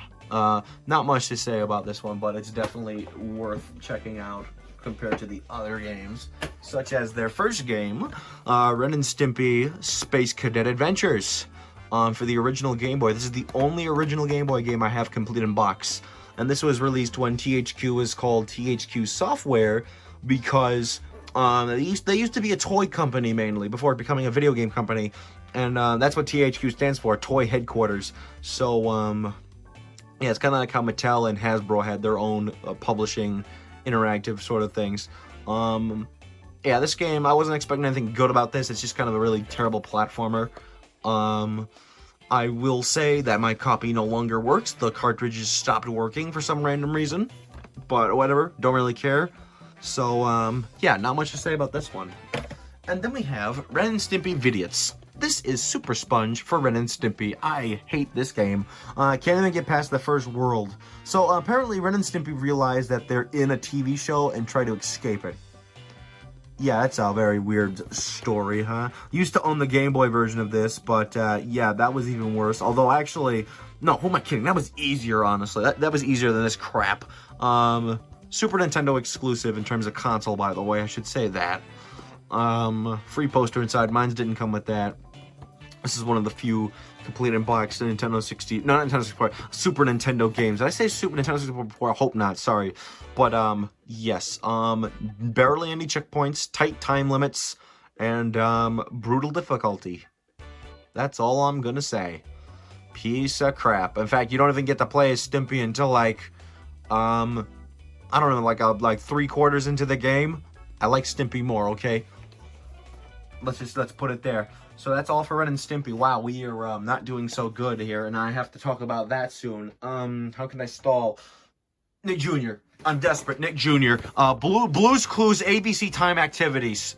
Yeah, I'm going in this direction. I only have this because I grew up with it as a kid, and I wanted to check it out for the Summer of Nickelodeon, which was an event I did for my channel last year. So, yeah. This was developed by Humongous Entertainment, the folks behind Putt Putt the Car, Pajama Sam, Freddy Fish, and Spy Fox. I grew up with some of those names, only 2 of them actually. But yes, if you didn't know they developed Nickelodeon games, they did. Technically, it was only Blue's Clues they developed for, sadly. But yes, this is typical baby software. It's not much to say about it, honestly. Yeah. This next game, I don't even know what the heck to make of it. This is Blue's Big Musical Game, based on the DVD, based on the straight-to-DVD movie of the same name. Yeah. This is actually supposed to be published by Mattel, not THQ. The disc data does not say THQ. And, yeah, oh god, early childhood. Yeah, I'm stooping this low just to avoid a show. Yes, we got 3D rendered CG Steve based on 2D artwork. Oh boy, that's, that's lovely. We do have Steve Burns we're voicing in this game, thankfully, at the very least. So, yeah. Oh. It's like 3 games of Blue's Clues. Technically 6 if you count the, second part of the game, which... yeah, it's super confusing. Check out my videos if you want to. Yeah, I really don't know what to make of this, honestly. This game was pretty, odd. In fact, the music doesn't even loop. It, like, plays once and then never plays again. Or it's like there's a giant, like, delay between loops. Yeah. Oof. She does not deserve this. Blue does not deserve this. Let's bring this up again. Interact TV. Yeah, I brought this up again. This was, Numbers Everywhere. So unlike the SpongeBob one where it had 3 episodes, this one only has 1 episode. Here are the cards. Yeah. What is with Joe's face? Yeah, these are pictures. I feel like these are cropped from an from the episode. I don't know. So, yeah. This is the kind of crap that Interact TV was. As I said. Just technically a DVD.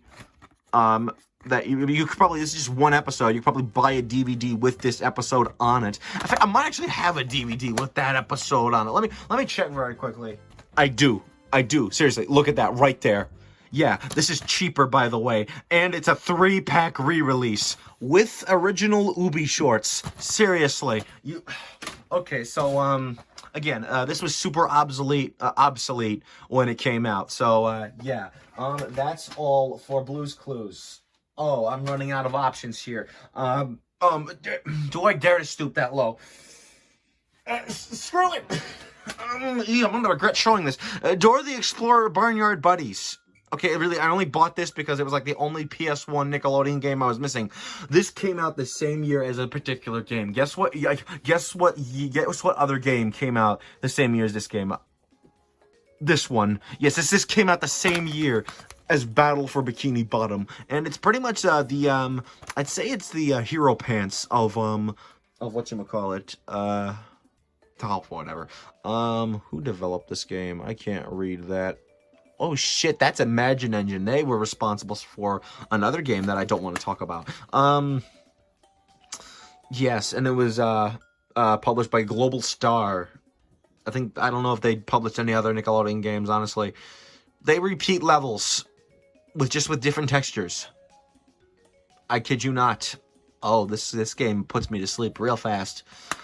Yeah, I kid you not, I was thinking about playing this game for the summer of Nickelodeon, but I did not. I probably think that was for the best. And, unfortunately, that is not the only, Dora game I have. I have a couple more, and once I cover those, we are unfortunately in the danger zone. Oh, boy. So, well, I mean, I am longing the inevitable, so here we go. This is Interact TV again. Dora had two of these. Why do I have these? Well, because there weren't a lot of games made for the thing, and these are extremely cheap, so I'm just like, screw it. Get the whole collection. That's the only reason why I own these. No other means necessary would I own these. Rapido Chitico. I don't know Spanish, so, I feel like the I ain't supposed to be there. I think that's a typo. Mixed Up Seasons. This one is notable. It's the only one to have of these. I just dropped them all over the place. Hold the phone. It's the only one of these things to have 4 cards instead of 3. Normally, 3 cards is the limit. Again, this is also much like, this is also just one that has only a single episode. So, yeah, talk about wasting money. And then the other one, which I had to put on the floor because I dropped that one. This one came out first. Jesus, oh, the disc went flying out. I want to say something here. These were, look, if you think I'm just exaggerating on the fact that these were made for babies, these cards were covered in baby food, dried up baby food when I got them. Yeah, that was disgusting. I question my life decisions, honestly, but this is the, oh, wait, no, the typo's not there. The typo's not, on the cards. What the heck? Okay, so, that's very strange. We're almost done with these Interact TV DVDs, by the way, and I'm out of other Nick shows that I have multiple games for. Crap. Fine, let's talk about freaking Rocket Power, why don't we? All right. So, Rocket Power. Oh, how I hate that show. Let me count the ways. No, I'm not gonna count the ways. We'd be here all day if I counted the ways. I'm Otto, Reggie, technically that whole group, jerk-offs, snot-nosers, fighting all the frickin' time, jerks, the most unlikable group of sucking dick fuckers. I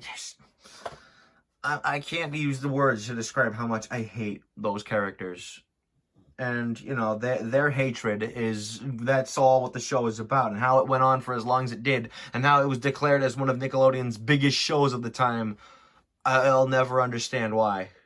I mean, again, I was born in 2001, halfway through the show's 2nd season, so I couldn't tell you whether or not people actually liked it. But, the video games, thankfully, don't really focus on that, at least not all of them. And it's not a concept that's doomed from the start. The games focus on what the show is supposed to be about. Extreme sports. And apparently, they wanted to set themselves up for disaster, so they put their first game on Game Boy Color. Yes, I already mentioned this, didn't I? I forgot. Get an Air. Why would you put an extreme sports game on Game Boy Color? It's like you're asking for disaster. Yes, let the panic commence. Oh yeah, it's not the kind of panic you want, though. This game is cancer. Absolute cancer. This does not have a story. Honestly, I'm not surprised. Rocket Power never did good with stories. Honestly, they were all bad, or they were all exactly the same. Yeah. So, not much to really say. Power, why would you, don't use that term with her, unless you want me to hate you, honestly. Alright, so, what you see on the box is basically what's constrained. You can't really choose a character to do whatever you want. Otto does blading, Reggie does snowboarding, Twister does biking, and Sam does surfing.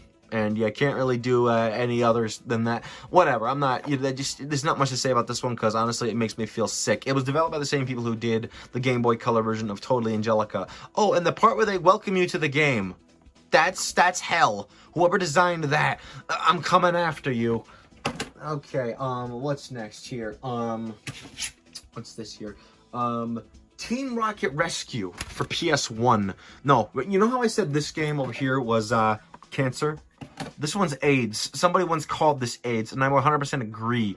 The controls feel like a dump truck, or like, you know, a dump truck with flat wheels, or a train that has been derailed. Honestly, literally, that is the description I can use to summarize the controls of this rancid game. This one does have a story, but it's really dumb. So Snowmart, who was from an episode where I'm pretty sure Otto joins them, and then because of that, Reggie and everyone hates him. I mean, everyone hates each other in the show, that's all you gotta know. And then Reggie uses her zine to make Otto look like a fool. How is she not getting in trouble for that? Seriously, look, I know Otto's the more hated one, and I agree with people in some degrees, but I personally think Reggie's just as bad, if not worse. Then again, all of them are bad, even Sam and Twister, honestly.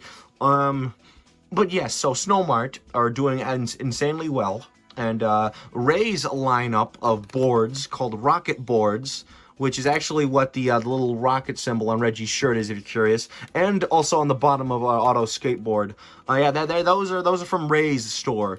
So yeah, apparently that's doing horrible compared to them. So to the peak interest on people, the Rocket kids decide to enter or Team Rocket, not to be confused with Pokemon, because one of my friends got confused when I said that. Yeah, they enter local competitions to, to raise interest and save the store. It's a pretty dumb story, but this is the first game that actually tries to be an extreme sports game, and let me just tell you, it failed miserably. The models are ugly. Like, the textures are also ugly. Look at Sam, for example, there. Look at all of them, actually. It looks like they took a piece of early stock art that you could easily find on, like, Nickelodeon, and then they just wrapped it around a model. I think a scavenger hunt on Nintendo 64 also did that. But yeah, this game, ooh. The only way you can do this is if you keep jumping and doing tricks, and then just building up the special bar, and then abusing the crap out of that.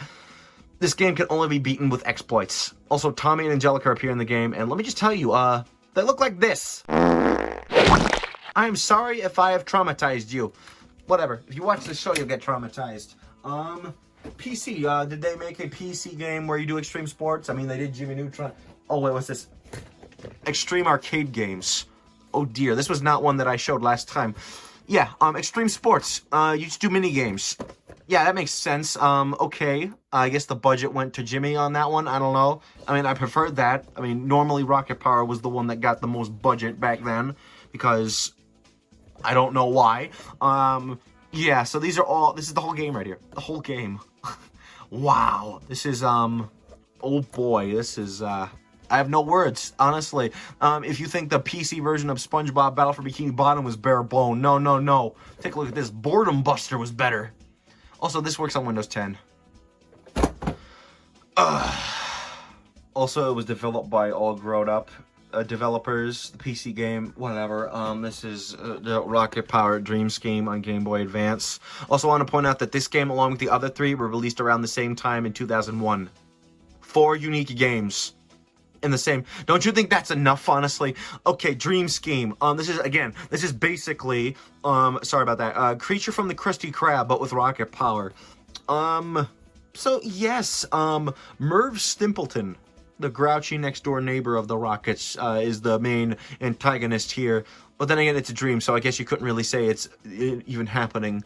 This one's alright, I guess. I mean, it kind of combines extreme sports with platforming, and I guess it works, honestly. My problem with this one is the budget. It's too high. It's too high. It's too high for Rocket Power. You gave this is the same year that the Super Sponge Game Boy Advance game came out. They made that look like a bootleg, and then the cutscenes in this game look like they were animated by the people who animate the show. Oh boy, that's not good. No, that's not okay. You don't do that. So Dream Scheme is an over-budget piece of crap. Oh boy. I mean, granted, the game's not bad by any means. It's definitely one of the better games that we've got here. But yeah, the fact that they kind of thought that this one needed to be perfect, Oh no, scratch that. Scratch that. What do we got here? We got probably the most over-budget piece of crap I've ever seen. Rocket Power Beach Bandits. This is probably the only thing that Rocket Power is remembered by, honestly. We also have the GameCube version, which was not released outside of the US. PS2 version particularly pisses me off. We talked about the other Prize Points games. And they are all low budget and extremely hated.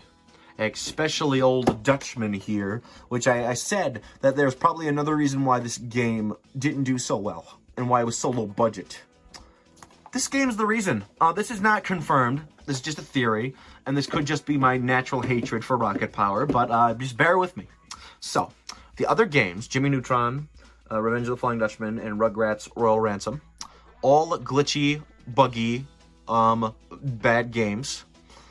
And then this game, every issue that those other games had, this one didn't suffer from. In fact, it actually made sure that it was good, improved, high quality, if you will. Effects, multiple bosses, explosions galore, high quality, consistent 60 frames per second. It's super bad. And bonus features. Let's talk bonus features, why don't we? Let's see, Rugrats had a trailer for this game. PS2 exclusive, by the way. PS2 exclusive for Jimmy. Cheap, cringy interview starring Nick Cannon. Ow. SpongeBob. The show's opening and a trailer for SpongeBob's first VHS and DVDs. This one. Hurts me to say this, 2 full freaking episodes. Yeah, the first 2 episodes of the show were included on this. You already have a big-ass game, and you don't think that's enough? I'm not saying that I hate Beach Bandits. It's actually, probably the best Rocket Power game. It is the one that's most story-heavy and character-heavy, so that's a problem for me. But, it's the only one that's worth a damn, if you ask me. If you can get, it probably doesn't affect you, but if you can get over the fact that it was released alongside other low-budget games, and that this was the one they put the most effort into, and they just dissed SpongeBob so hard, then it's all right, I suppose. But go for the GameCube version because those episodes aren't freaking worth it. Yeah, and they also promoted tack heavily in this game. Yeah, so that's another piece of evidence. Oh, wait, we're not done? Freaking Game Boy version too? How many? Okay, wow, that's really, one thing about this, you only play as Otto and Twister in this game. So I should not exactly say that. This is ugly. This is developed by the same people who made, Dream Scheme, and yet the quality is lower. And I'm glad, honestly. I'd probably say that the Game Boy Advance version of Revenge of the Flying Dutchman got better, honestly. One thing here, get the manual. Guess what they advertise on the back? They advertise the console version. Does that show that they're not desperate? Okay, this is turning into a rant for Rocket Power. But yeah, this is sick. They made Reggie's sunglasses green in-game. Ooh, it's ugly. Whatever, she deserves it. She's a bitch. But yeah, there's actually a completion bonus. It's a bonus game where you fly around with a jetpack, shooting a gun as Reggie. So yeah, I have no business playing this game, ever beating it. So yeah, get it out of my face. And we got one more. Oh, thank God, one more. Rocket Power Zero Gravity Zone. This was the final Rocket Power game released in 2003. Yeah, this is a top-down skateboarding game, and it's shit. It is absolute shit. There's a story with this one, actually. So this is Game Boy Advance exclusive. But what if I was to tell you that was not supposed to be the case? There was supposed to be a console port. It was supposed to release alongside Battle for Bikini Bottom and Jet Fusion and TAC. It got canceled. I don't think the exact reason is known. The theorized reason, or the reason that's been given, is because Nickelodeon didn't want to do anything else with Rocket Power because they were already planning to cancel the show. So they were saying no. They were like, no. But here's my thing. Rocket Power was still being used in merchandise. Even Christmas merchandise. There were storybooks being made in 2004. And the story stuff was kind of the main issue, or the main theory why this was canceled. Yeah, I don't believe any bit of it. Or it could be that, Zero Gravity Zone, that was a place in the finale of Rocket Power. A very unsafe place, I may add. Look, I'm no theme park, safety instructor here, but, Jesus Christ. And don't say it's a cartoon, because this is one of those cartoons that doesn't even, like, apply, like, you know, they apply blood and bones and gore and, like, you know, death. I mean, heck, Otto and Reggie's mom's dead, so, like, let's be real here. This is not one of those happy, friendly, colorful cartoons. This is one of those go-to-hell cartoons. So, yeah. A prototype is known to exist of the console version, but it's in the hands of people who don't want to share it. But, I don't know. But every game, even canceled games always go through multiple revisions, so, maybe one day. And if that ever happens, then I'll definitely do a video for it. So, yes, so finally, Rocket Power is done. And I hate to say this, I don't think I actually showed the inside of these, by the way. Yeah, orange. Oh, and, look at the disc for the PS2 version. Oh, that's just lazy. I feel like, yeah, most of all the budget went to, making the game, and they couldn't even make a good-looking disc. Yeah. But yeah, that's actually every Rocket Power game ever made. Every single one. I kid you, I'm not lying. That's like every one that was made. Not counting the canceled console port of Zero Gravity Zone. Oh god, I'm not happy with myself. Okay, so, before we move on to Nicktoon crossovers, let's talk about, standalone games. These are games for Nicktoons that I either only have one game from, even though they have multiple games, or have only gotten one game. So, let's do that. Who's going first here? Oh! Hey Arnold! So this is the Hey Arnold, or no, should I say, Hey Arnold the movie game. No, that doesn't roll off the tongue too well. Okay, this is the only Hey Arnold game ever made. Not counting Flash games, I should point that out, honestly. Yeah, Arnold was one of the bigger shows of the 90s. And if you're not talking about SpongeBob or Rugrats, this is normally the show people talk about. You could argue that Hey Arnold is more like fondly remembered than Rugrats, despite the fact that Rugrats was the big show back then. But yet, this is the only game. That is strange, and based on the movie of all things, yeah, very strange. This was also developed by Altron, whatever.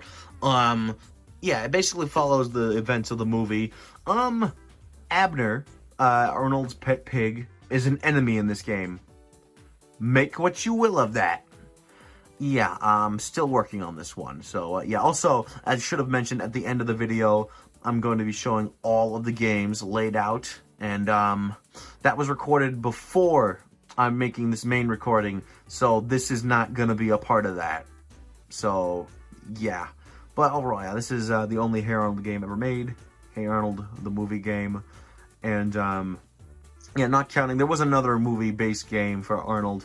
And it was a Flash game or online game. It's better than this game, honestly. Almost dropped it. Caught it. Oh.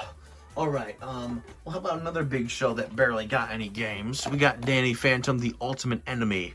Is this based on an episode? I'm not too sure. I think this was also developed by Altron. Yeah. And, yeah. Not much to say. I know Danny had another game on DS and Game Boy Advance. Although I never played that one. Don't even remember the name. Yeah. Not much to say about this one. My sister mainly played this game when we were growing up. I barely did. Oh, look, another big 90s Nicktoon that only had one game. Rocko's Modern Life, Spunky's Dangerous Day. This was a Super Nintendo exclusive released by Viacom New Media. Who developed it, though, I have no idea. This game sucks. This is what you call an escort game.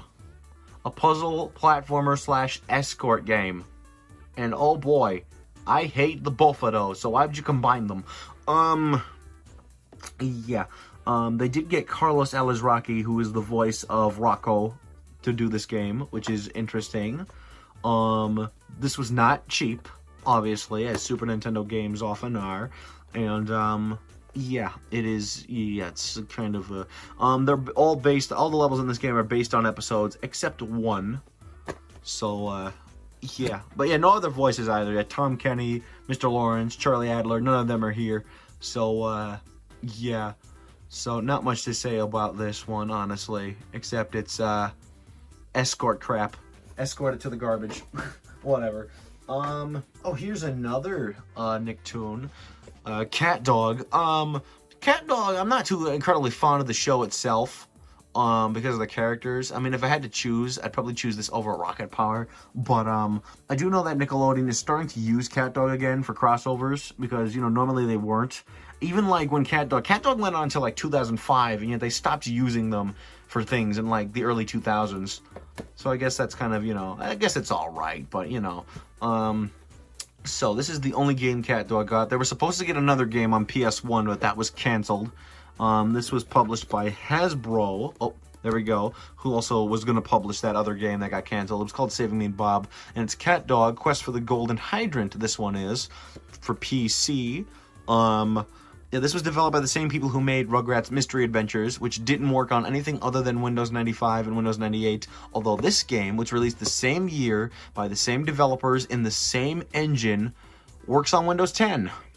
Why? How does that work? Okay, this is a short game, and it's really bad, so, yeah, they don't even show gameplay. This is not gameplay, by the way. This is like menu icons for the back. Holy crap. I think inside here, yeah, this is more accurate to gameplay. Maybe not accurate, like one for one, but it's closer to what expectations could be. So, yeah. Very mediocre, very underwhelming ending. Yucko. Yeah. Alright, who's next here? Oh, okay, so this franchise had another game, aside from this one, but this is the only one I have. We got Barnyard. Yes, so Barnyard first started out as a movie, and then became the TV show Back in the Barnyard, or Back in the Barnyard, I forgot what it was called. This one also uses motion controls, although I'm willing to use the motion controls in this game because there are some additional stuff in this game. Frame rate's better, there's some additional cutscenes, sounds, music, overall a bigger presentation compared to the PS2, GameCube, and even PC versions of this game. So, yeah, Barnyard. It's actually a pretty good movie tie-in, if you ask me. It follows the events of the movie, has some side stuff, and it's one of those, like, movie games where you actually make a character, and you play as them. So you don't play as, like, Otis or Pig. You actually play as, like, a unique character that you create. Well, I mean, there's limitations, obviously. It's just like, you know, boy, girl, what color you want, and then a name, that's all. But still, it's cool nonetheless, so, yeah, that's Barnyard. And then finally, who started out as a game, but then became a TV show, Tak in the Power of Juju. So this is actually a decent little one. I'm still working on it. It's in my backlog still after all these years. If I'm going to play it again, I'd probably have to start over, honestly. I'm currently stuck on this really hard puzzle, honestly. But, yeah, Tak's a good game. He was heavily promoted during this time because, you know, this was, you know, his debut, like Nickelodeon's original game. And, yeah, for some reason I have the greatest hits disc in a regular case. I don't understand that. Forgot to show Barnyard. Yeah, there we go. Yeah, I can put this back on the shelf, actually. But yeah, here we go. Tak in the Power of Juju. Not much to say. It's like, you know, I don't have any of the other Tak games, sadly. I know that there are other ones I know that there were ones based on the TV show, which is sad, but whatever. So now that we've taken care of the games that I only have, the Nicktoons, the Nickelodeon shows that I only have one game for each, let's go into Nickelodeon crossovers. Oh yeah, so let's get to it. Oh wait, stupid me, I forgot one. How did I forget this, honestly? Oh, crap. This is Real Monsters for Sega Genesis. I knew I was going to forget one of these. Yeah, so this one is kind of poopy, too. Viacom New Media, once again, and it's a slipcase like this, unlike the Ren and Stimpy one. This artwork on the cartridge was used for the Super Nintendo version. So, technically speaking, this had more than one game, but it was a port. And I think this Super Nintendo version was more better. It had more buttons to work with. This one had, like, you know, button combinations you had to do certain things. And I think the Gromble actually spoke in that version. This version is silent, so yeah, make what you will of that, I guess. Yeah, not much to say about this one either. So yeah, that's all Real Monsters. So now we move on to crossovers. Let's start out with Nicktoons Racing. I have here the PC version, the original PC version, and published by Mattel and developed by Creations, the folks who made all those Rugrats Game Boy games. This here was the first to feature SpongeBob in a game in general, actually, in a crossover. And this is widely declared as the first ever Nickelodeon crossover. People have basically declared it as that. And let me deconfirm that right now. That's not true at all. This is not the first Nickelodeon crossover game. There were others before it, and they're all just basically forgotten. I feel like it's because this is the first one to have SpongeBob, and people think because SpongeBob's in it that's when it starts. No, absolutely not. You know, it's yeah, ow. So this also features every 90s Nicktoon instead of Doug because Disney, Rocco because I don't know, and Rocket Power because thank God the developers are smart. So yes. There was an arcade version of this game where Stimpy was removed, most likely because of the Adult Party cartoon, which premiered in 2003, and the arcade version released in 2003. They kept the Ren and Stimpy stage in that version, though. No idea why. But, yeah, Nicktoons Racing, it's a kind of a weird racing game. It's not like natural Mario Kart, and it definitely is not as good as Mario Kart, but it's definitely a decent little kart racer, honestly. So yeah, it's definitely worth checking out. So what have I said about this? Now Nicktoons Racing. Actually, let's clear out all the other ports while I'm at it. Here is the Game Boy Color version, which released around the same time. Yeah. Cat Dog looks stretched, or squashed, I don't know. Yeah, this version's really poopy, honestly. Part of me started scratches. Yeah, this is really poopy, honestly. There is a name error with, Norbert and Daggett, who are the Angry Beavers, who never got a game, sadly. Yeah, they call Norbert Daggett and Daggett Norbert, and I'm offended by that as a fan of Angry Beavers. So, yeah, this is a poopy one. It's a top-down racer. That's all you could really do on Game Boy Color, I guess, so, yeah. This one was bad, so yeah, not much to expect there. Then we have the PS1 version. This one's worse, honestly, if you ask me. This is a port of the PC version. It is published by Infogrames instead of Hasbro. You see, Hasbro went bankrupt in 2000, between 2000 and 2001, and they were going to publish the PS1 version. There's photos or like an image of it up by there, and even an ad in a booklet that comes with the PC version. The trouble is, of course, they went bankrupt. So I think all of their assets were purchased by Infogrames, and yeah, some of the projects were canceled, some of them were continued. This was continued, and I think the Cat Dog game that was supposed to be on PS1 was canceled. So yeah, that was because it was canceled. I don't know. There might have been another reason for that, but yeah, this is a piece of shit because of rubber banding AI. The PC version did not have that, but someone thought it'd be a good idea to add it to this version. So, yes, this version was released a year later in 2001, and it sucks balls. I honestly hate this version with a burning passion. So, yeah, screw this version. And then finally, for Nicktoons Racing, we have the Game Boy Advance version. Yes, there was a Game Boy Advance version too. 2002. Strangely enough, they do not add any more shows. Like, they don't add, like, Invader Zim or Fairly OddParents. Kind of strange. They just stick with the shows they had in the others. Yeah.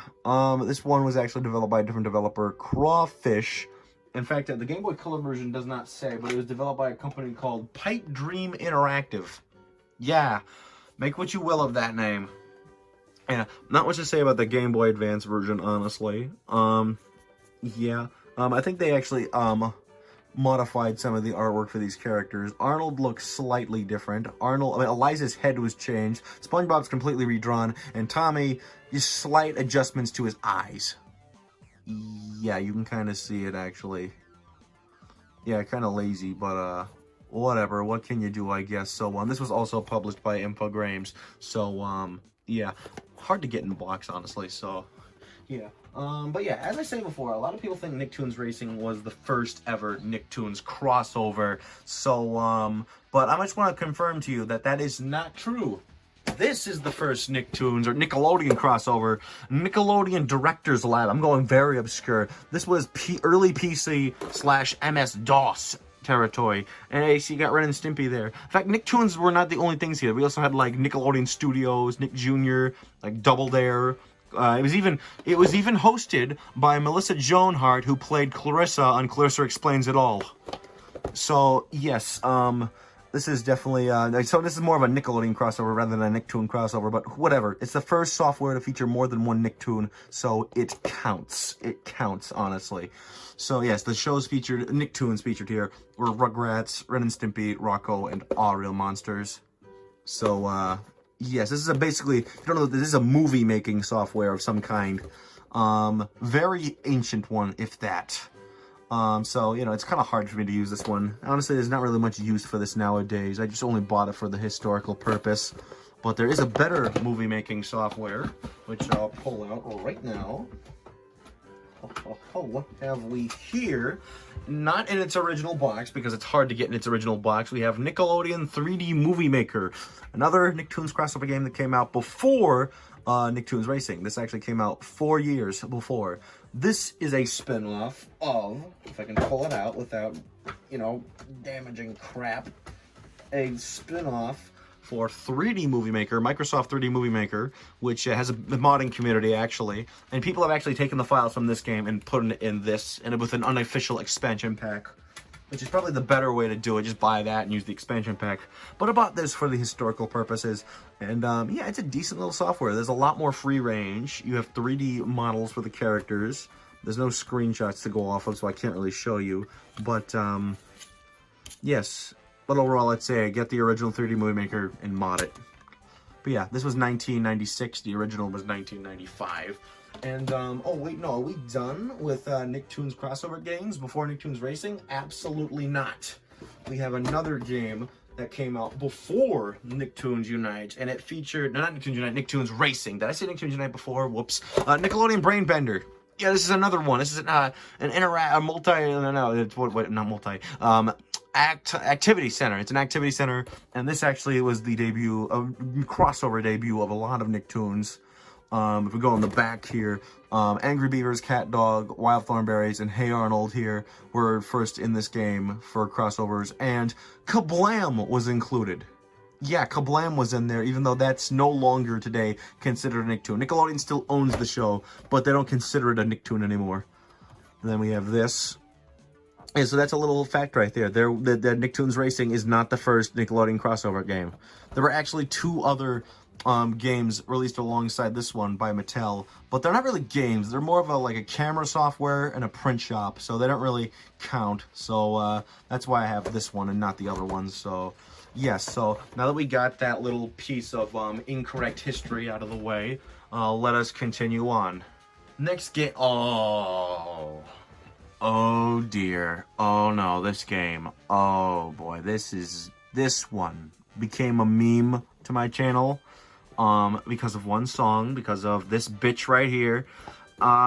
Jesus Christ, this is a singing game. Nicktoons. Oh, I have a friend who's obsessed with this game. Yeah, kind of changed his life. Look, Matthew, I respect you, but you weird me out sometimes. And don't take that the wrong way. So, this is the first Nicktoons crossover game to feature rocket power. Putting them in a singing game is super bizarre. There was an episode of the show where they did sing, and in fact, actually, it was established that Reggie couldn't even frickin' sing, and they had to monotone her voice. And even when she was monotone, she still sounded like crap. But then again, that came out in 2002. This game came out in late 2001, so I guess that was the excuse, honestly. So they were kind of a year apart from each other. So, you know, they didn't know, I guess. So you see this big contraption right here. That's a microphone. This game used a microphone with one of those 15-pin connectors. I forgot what they were called. They were like the same things that were used on game pads. And, you know, that was kind of the reason why people didn't bother with this one. Because they thought, oh, it's old computer crap. We're not going to get this working. What the game doesn't tell you is that that's just an option. You don't even need that. You could just use your mouse for everything that you would have needed that for. That button on the microphone is useless. So you could just literally download this game and play with a generic headphone jack microphone. Maybe even a USB one for all I know. Oh, but, yeah, there's Patrick on top. Gerald. But, yeah, this is a thick box game, by the way. I think the Nickelodeon camera game, the Nick Click camera, I believe was called. I think that had the same kind of box. But yeah, this game likes to take, I think royalty-free music, like Noah, like Dem Bones. I've been working on the railroad. Froggy and a Corton. They took Tara Rabumdie and made it rocket power, and it haunts me to this very freaking day. Honestly, yeah. Whoever decided that, I want to come after you. I want to find you. I want to have a serious talk with you because you've gotta. Oh boy. So, but bottom line, this game, despite my coverage for this game is still very unknown in the world. Even though it's like freaking rated by the ESRB, and probably because of the microphone too. But you know, is that a bad thing? Not necessarily. I mean, it's an obscure piece of crap, but I mean, you know, it's would I consider it a game? Bare minimal, honestly. Yeah. Let's get this out of here. I feel like I've been on this one for 3 minutes now. Let's keep going before I get uncomfortable again. Here's another one that my friend likes. Toon Twister 3D. This was the first one to feature the Fairly OddParents. So, yes, this came out in 2003. The only Nickelodeon crossover of 2003, game-wise, obviously. It's another movie-making software, and it has more limitations. I'd go on record saying that Director's Lab probably had less limitations. Oh boy. The only good thing I can say about this game is that every character says hello to every character. So, you know, SpongeBob says hello to Tommy, Timmy says hello to SpongeBob, Jimmy says hello to all of them. You know, that sort of thing. They got everybody, including Clancy Brown for Mr. Krabs. They did not get Nancy Cartwright to do Chucky. They had Candy Milo do him. I mean, him. No, him was right. Why'd I screw that up? Sorry. It was published by Scholastic. And developed by Way Forward again. They're not on the box, but you can take my word for it. I forgot to say that Nicktoons was developed by Imagine Engine, who did that Dora game that we pulled out. Yeah, they did another one that will coming up soon. But yeah, I mean, there's some work you can make something with this, but it's gonna be super short, super limited, and super cheap. Let's just put it there. And it also uses QuickTime. There's Way Forward, but yeah, QuickTime. So yeah, good luck trying to get that on Windows 10. My friend actually does have it working on Windows 10, but I, for one, cannot. So, virtual machine or old computer is how I go. Oh, boy. Oh, no, let me get the other versions, because we got to go on a rant, fellas. We're going on a party rant, ladies and gentlemen. Here comes one of my least favorite f***ing games in the world, Nickelodeon Party Blast. How many times have I swore? I need to censor all the F-bombs. I have every version of this game. I bought them all out of curiosity because I want to know if there's a version that doesn't suck. But no, there's no version that doesn't suck. They all have their own exclusive issues. It makes a lot of sense. The GameCube version has the best presentation but long loadings. The Xbox version has fast loadings but the worst presentation. It's basically unfinished. The PC version pretty much has the fast loadings, a little bit better presentation, some Xbox errors, and no keyboard binding. Yeah. You can't customize your keys. The only way I was able to beat this one was by buying a goddamn one of these. I had to buy one of these stupid old computer game pads in order to beat the game. And let me just tell you, this thumb pad right here is sore. It makes my thumb sore. So let's not talk about that. This is juvenile. I can't believe this. This is developed by let's see here, Data Design. Oh, it was made in the Renderware engine. The same engine that Battle for Bikini Bottom was made in. How does that work, honestly? Seriously, sometimes, you know, it's in the same engine, and it's like, how did that happen? If it's in the same engine, shouldn't you have the same capabilities? I don't know. This is... Oh, and they didn't even get a lot of the voices. They didn't get Debbie Derryberry. They didn't get E.G. Daily. They didn't get Lacey Chabert. They didn't get Jim Cummings. And, like, who voiced them? Who voiced them? Like, the voice cast is not in the credits. I've wondered that for years. In terms of new characters, this is the first Nicktoons crossover game to feature Jimmy Neutron and Invader Zim. Yes, my boy Zim, who never got a game of his own. Missed opportunity. Maybe that's because, you know, I don't know, the creator of Invader Zim. I do know that he required full permission in order for his characters to be used in these games. I know that very much because another game that we're going to get to used Zim without permission. So, yeah. This is also the only time that Jimmy, Rugrats, every show except for SpongeBob appeared on Xbox. Jimmy was supposed to appear once more on Xbox for the other games that he had, and even Nicktoons Unite in another game that was canceled that I'm probably not going to bring up. But those were all canceled. And then Otto was supposed to appear on Xbox again for a Xbox version of Beach Bandits. Oh yeah, Beach Bandits is the only Prize Points game that's confirmed to supposed to have an Xbox port. Joy. And then the canceled console port of that other game, but those didn't happen. And the other thing that I'm most likely, why don't I bring it up at some point? We'll get there when we get there. And then GameCube. Oh god. Oh wait, one more thing. Yeah. And then Joy. Just Joy. Get these out of my sight. Black. Oh, what the heck? We still have PC games. Okay, this is Nicktoons Winners Cup Racing, or as I like to call it, Nicktoons Unite Racing, or as I also like to call it, Nicktoon the Flash Game Racing. This is literally online game quality. In fact, I personally think that games like Hey Arnold, Runaway Bus, and SpongeBob Saves the Krusty Krab are much better quality to this. Look at Timmy's face. Look at that. Look at that face. Seriously. This is ugly. This is an ugly-ass game, honestly.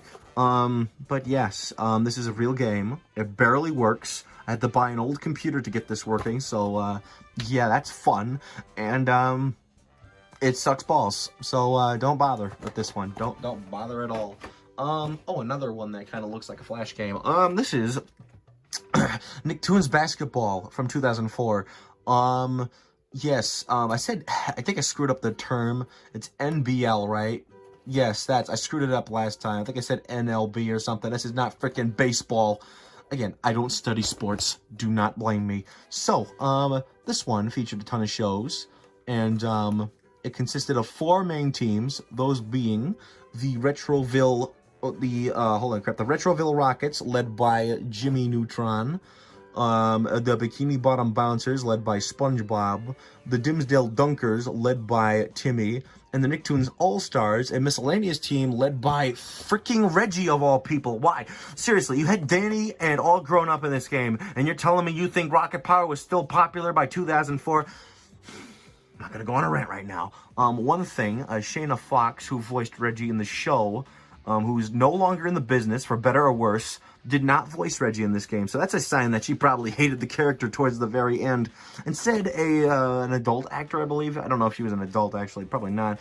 Megan Parlin is her name. She voiced Reggie in this game and made her sound like an adult. She nailed the attitude, but did not get the pitch right. So she sounds like an adult. Which was a thing in Nickelodeon magazines, disturbing as it is. And also, before we move on, Tak is also in the game as an unlockable character, and they do have the guy who voiced him in, the games. And also, yeah, this also features Jenny from My Life as a Teenage Robot, and yeah, they got pretty much every voice aside from Reggie. Jenny, I'm not too sure about. Cindy, despite the fact that they got Carolyn Lawrence to do Sandy, she doesn't speak, which is weird. And then Goddard, they surprisingly got Frank Welker to do new recordings. That is cool. I mean, there's no voice cast in the credits, but I can just tell by listening to them. And how do I know that it's that Megan Parlin girl voicing Reggie? Well, that's because a similar voice was heard in this obscure game, Nicktoons Movin' for PS2. This was exclusive to the PS2. Wow, my pronunciation is bad. I apologize. Nicktoons Movin' was exclusive to PS2 because it used the iToy camera. Does anyone remember that? Well, if you don't, then you're lucky. Yes, it was like motion control in a sense, but with a camera and light, and it was really dumb. You can literally play this, they say you have to use your body to play the game, but technically you could play this sitting down and wiggle a doll or a puppet at the camera, and it will work. I've done that for video's sake, and it's a good way if you don't want to reveal your identity. So, yes, if you're lazy, you can play this game with a puppet or a doll or whatever, and, I'll admit I did get some enjoyment out of this game, but it was only like 5 minutes, because this game gets boring really fast. Basically, it's very, there's only 13 games. They're over before you know it, and that's all. Yeah, it's really bad, and you get every voice here except for some characters who are silent, and then you don't get Reggie. So, yeah. No words for this game. honestly. But, yeah, what can you do, I guess. So, let's move these over. And while we're at it, let's take a look at the final 2004 Nicktoons game. We got Nicktoons Freeze Frame Frenzy for not PS2, Game Boy Advance. Where am I going with that? This was actually... it had a good story. It's kind of repetitive, but it has a good story. So, Zim has been putting Nicktoons in dimensions that they're not supposed to be in. So Jimmy recruits an all-star team of Nicktoons to stop Zim from putting all these characters in places they're not supposed to be in. And, you know, that's actually a really cool... It's like, what, is that what Zim would have done in Enter the Florpus? Whatever, no. Obviously, he didn't do such a thing in that movie. If you have not watched Enter the Florpus, be sure you check that out. Then again, you actually might have to watch the whole series of Invader Zim to understand the movie, so that's another thing. Shouldn't take too long because the show ended so soon. God damn it, Nickelodeon. But yeah. Yeah, so like, you know, Zim being the villain was really cool. You had characters like Arnold, and, you know, he was playable. But yes, this was really cool. I want to point out that all these games were released in 2004, and Danny is in all of them, even though that show premiered the same year that these games came out. You can actually tell that because Danny does not have the D on his chest, you see there, which was added, like, later on. So, you know, that's kind of part of it. In fact, much like the Rocket Power game, the Zero Gravity Zone game, things weren't meant to be with this one.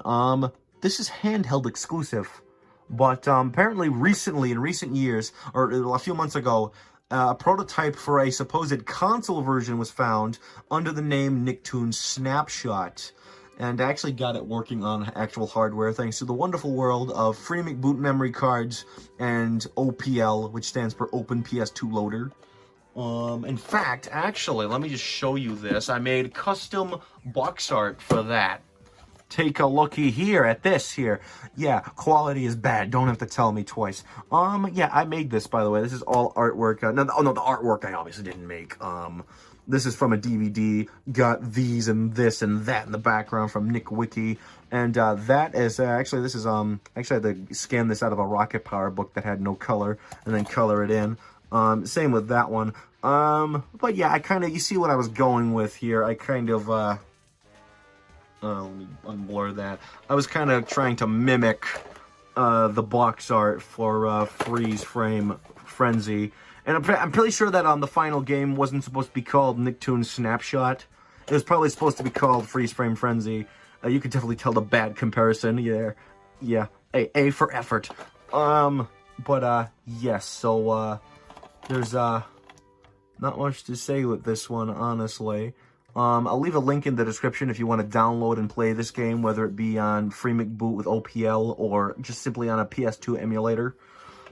This will not be in the final showing or final collection at the end, since this is obviously an unreleased game. So, yeah, this artwork is actually really cool. If anyone wants this, I'll probably leave a link to it in the description too, as well as a pack for OPL users, like artwork pack or something. I'll even include a version that doesn't have a rating from the ESRB, because I know people don't like those on some of their unreleased games.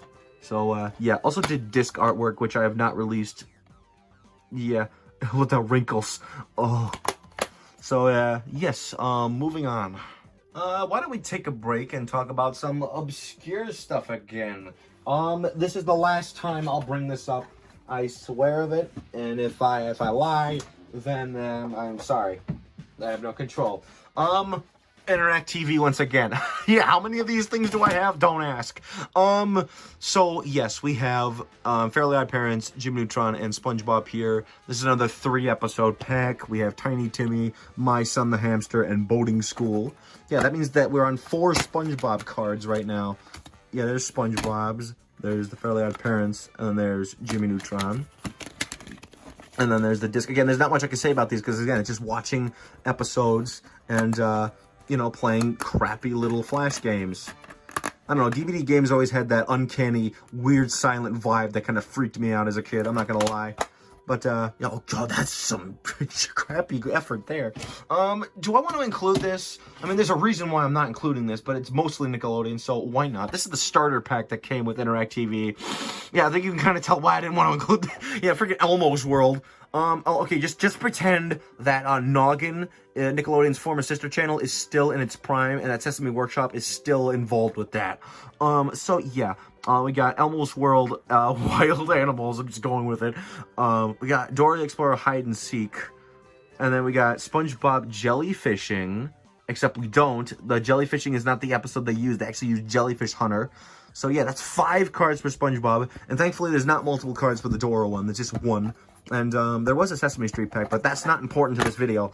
So here's a disc right there. Okay, yep, that's not important. And then we got SpongeBob, that's the most generic looking one. And then there's the Dora card. And then let me put the Elmo's World one back. Jesus Christ. Okay, yeah. And that's all for Interactive. I promise you, there's no more mentions of that. So let's continue on the road with the obscure crap. Plug and play again. We got, oh sorry, a Nicktoons plug and play here. I like the analog. I like the joystick. It's like the Nicktoons in there. Yeah, really nice. Very clicky buttons, honestly. Yeah. Very nice. Really want to look into that. You might actually, there's something here. This, you see this? Now that's actually, if you can read it there, it's a game key cartridge slot, because this game actually has more games on this little cartridge. You see them, Nicktoons Volleyball and Birdie Putt, which were released in 2005. The game, this thing itself, I believe was 2004. I could be wrong. Yeah, it sticks in like that, and when you turn the game on with the cartridge inserted, that lights up, and this loads. The main system itself contains separate games, so it's not really a crossover, so this is more of the crossover, but the main system includes 2 SpongeBob games, 1 Fairly OddParents game, one one Jimmy Neutron game, sorry, and then 1 Rocket Power game. Yeah, Rocket Power was still being used in 2004. Actually, when was this, okay, not the copyright's too hard to see. On here, Rocket Power is removed, but then All Grown Up, Danny Phantom, and My Life as a Teenage Robot is added. So, that's something, I guess. It's better. But yeah, this is a, I like this. This is a decent little plug and play. Nothing special, but, you know, time waster, I suppose. And, oh, we got another one here. Holy crap, we got, I forgot what this one was called, damn it. I think it was Nicktoons Summer Camp. You can use the side of SpongeBob's face as a grip. Yeah, take what you will of that. The analog stick is a marshmallow, and this button is even more pushy. Yeah. Menu, on, off. Yeah, this one contains SpongeBob. This is actually a crossover, by the way. Features SpongeBob, Fairly OddParents, Danny Phantom, and strangely enough, Cat Scratch. Yeah, this was during the time where Cat Scratch was making its rounds. If you weren't watching Nickelodeon during the time that show premiered, well, I mean, it's kind of hard to, I mean, if you didn't notice it back in the day, it was hard not to, because Nickelodeon abused that show in terms of marketing. It appeared everywhere, honestly, even after it, like, was canceled. But yeah, I don't know if there was a reason for that, but yeah, I have a friend, the friend I've mentioned before also really loves Cat Scratch, so, yeah, that's, this one's, alright, I suppose. I prefer the other one, honestly, but, whatever. Alright, enough getting sidetracked with obscure crap. Let's continue with console games. Let's start with the one that everybody remembers here. Nicktoons Unite. This is the GameCube version. It has that 1 to 4 players thing up there because, well, the PS2 version, I believe, also supported 4-player compatibility, but it required the multi-tap to do so. This one, however, of course, probably has that because, you know, 4-player compatibility was a thing from the start with the GameCube and Xbox. This was supposed to get an Xbox port, but it didn't happen, sadly. Yes, this is the big one, the most notable one, where they really worked together to stop the world. So the story of this one is that Professor Calamitous has joined up with other villains to make this thing called the Doomsday Device, which will destroy all of the universes, Nicktoon universes. And with a story like that, it's sad that they limited it to 4 shows, and that's honestly something that does not really change too well. Except for 1 game, but not incredibly much, so that's kind of sad. I feel like if this was made nowadays, then they would definitely do more shows. But, yeah, kind of sad. And people want this to be remade, but honestly, I don't think remaking it's a good idea, considering this is a really slow, boring game, honestly. So, Yeah, I have nostalgia for it, but I mean, you know, I do remember the first time I got the game, and I was like, you know, like, I was freaking out when Goddard appeared in, like, Bikini Bottom. I was like, what? So, yes, I do have some fond memories with this game, and it is an important part of my childhood, because I will never forget the first time I played this game. It was the PS2 version, by the way. I didn't own the GameCube version as a kid, but, yeah. That's Nicktoons Unite. It's a decent little one, I guess. Not entirely good by any means. Let's take a look at the handheld versions while we're at it. We got the Game Boy Advance version and the DS version. Both of these are developed by Climax. Yeah, they're back. These are better, honestly, than the Super Sponge. Yeah, oh my god, look at that ugly graphics. Yeah, so this is gee, I don't really know what to make of this. This is a 2D platformer where the characters jump incredibly high, and SpongeBob's house is the size of, like, the Empire State Building. Very strange. Now this one, Bikini Bottom, has been bootlegged once again. Not as bad as Super Sponge, but still. Also, if you love the soundtrack of Super Sponge, this game actually has some Super Sponge-esque music, so definitely take a look at that if you must. This one's a 3D platformer, unlike the console game where it's a beat-em-up. And despite the ugly graphics, it's okay. I mean, I prefer, like, what should we call it? I prefer, like, the DS version of Atlantis SquarePants. But this is alright, I suppose. It's interesting seeing their takes on these worlds, I guess. Well, I always like that about these kind of licensed games, where you see different takes on these, like, places you know so well from the shows. Whatever, that's probably just me.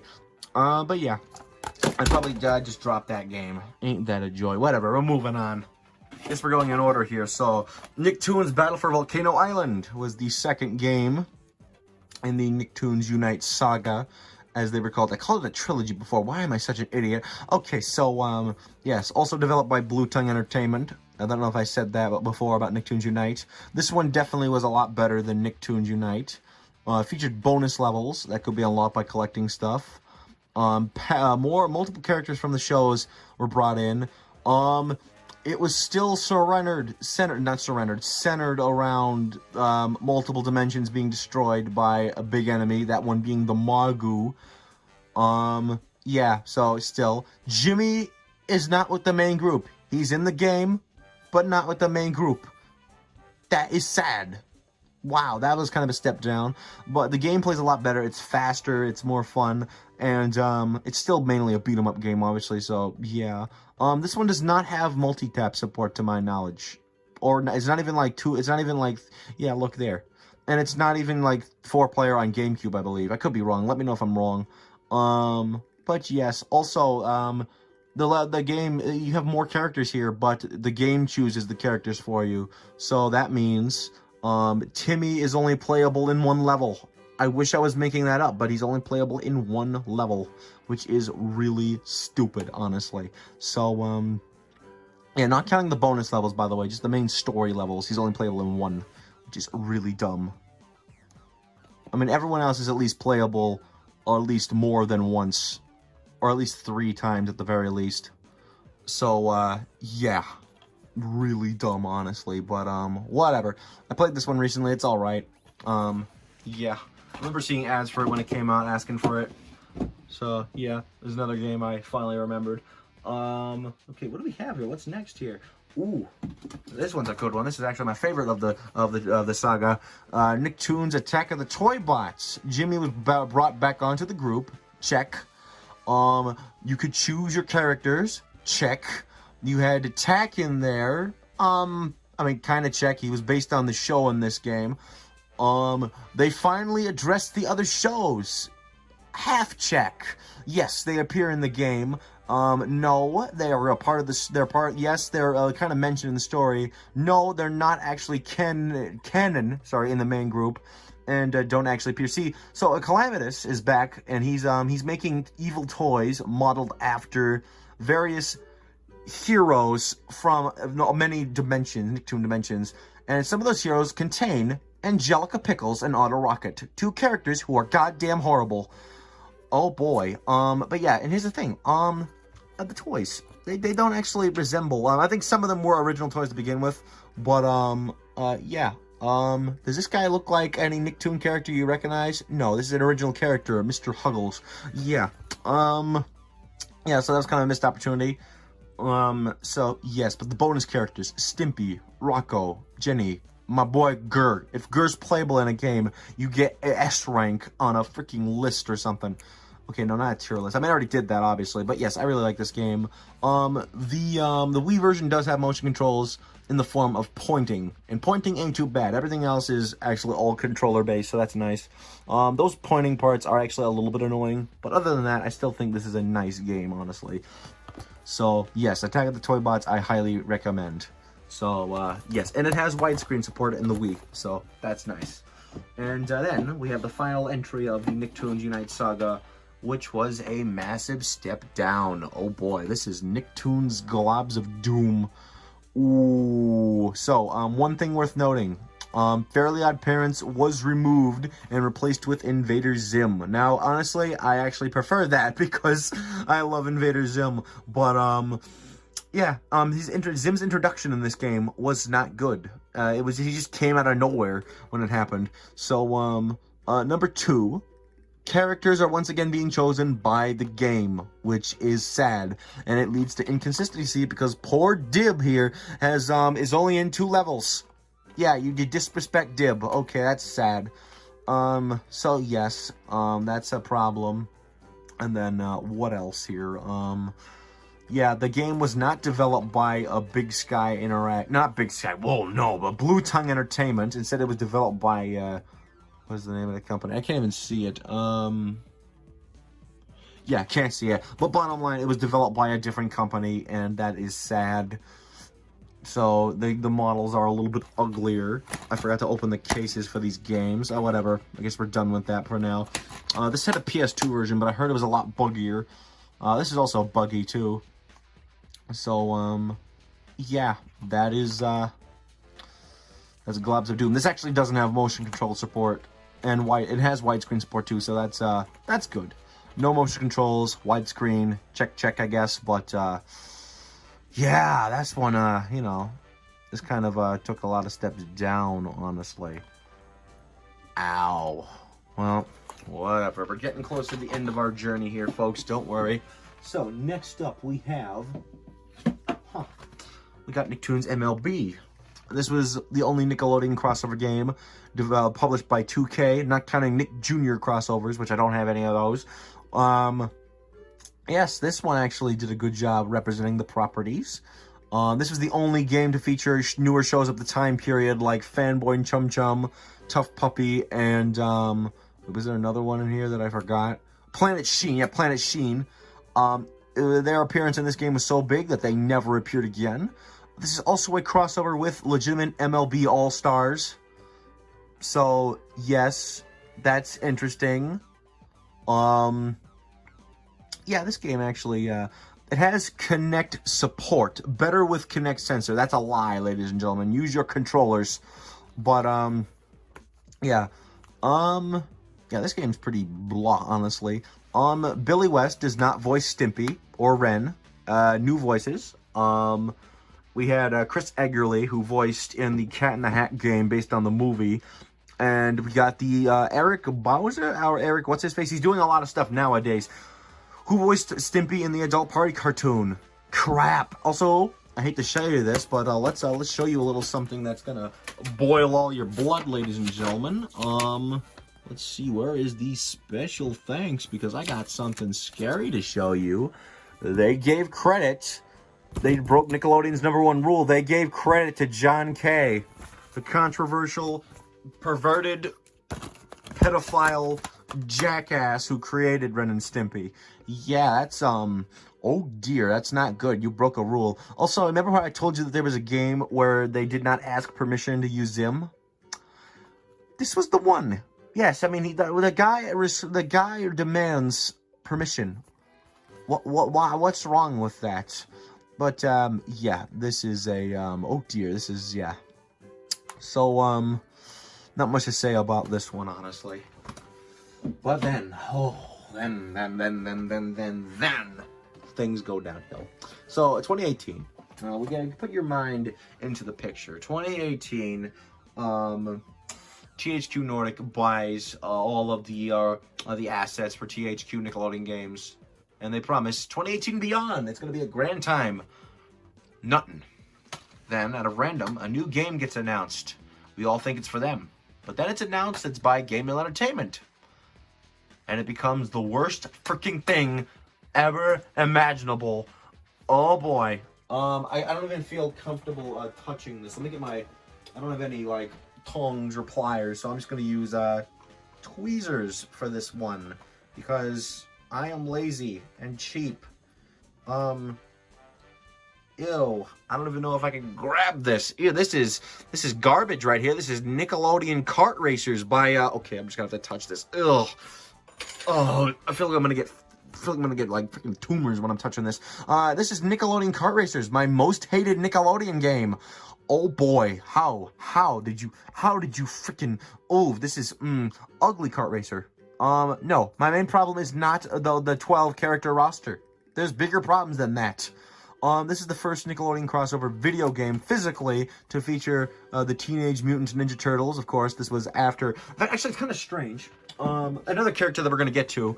I'm kind of surprised that they weren't in Nicktoons MLB because Nickelodeon bought the Turtles in 2009.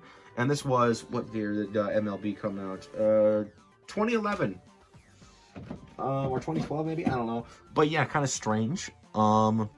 Yeah, they're based on the 2012 Turtles here. 4 shows, 12 characters. I'm not complaining more than that. Oh boy, bad controls. Multiple blue shells because of special power-ups that the characters have. An upgrade system or like a level system in a kart racer.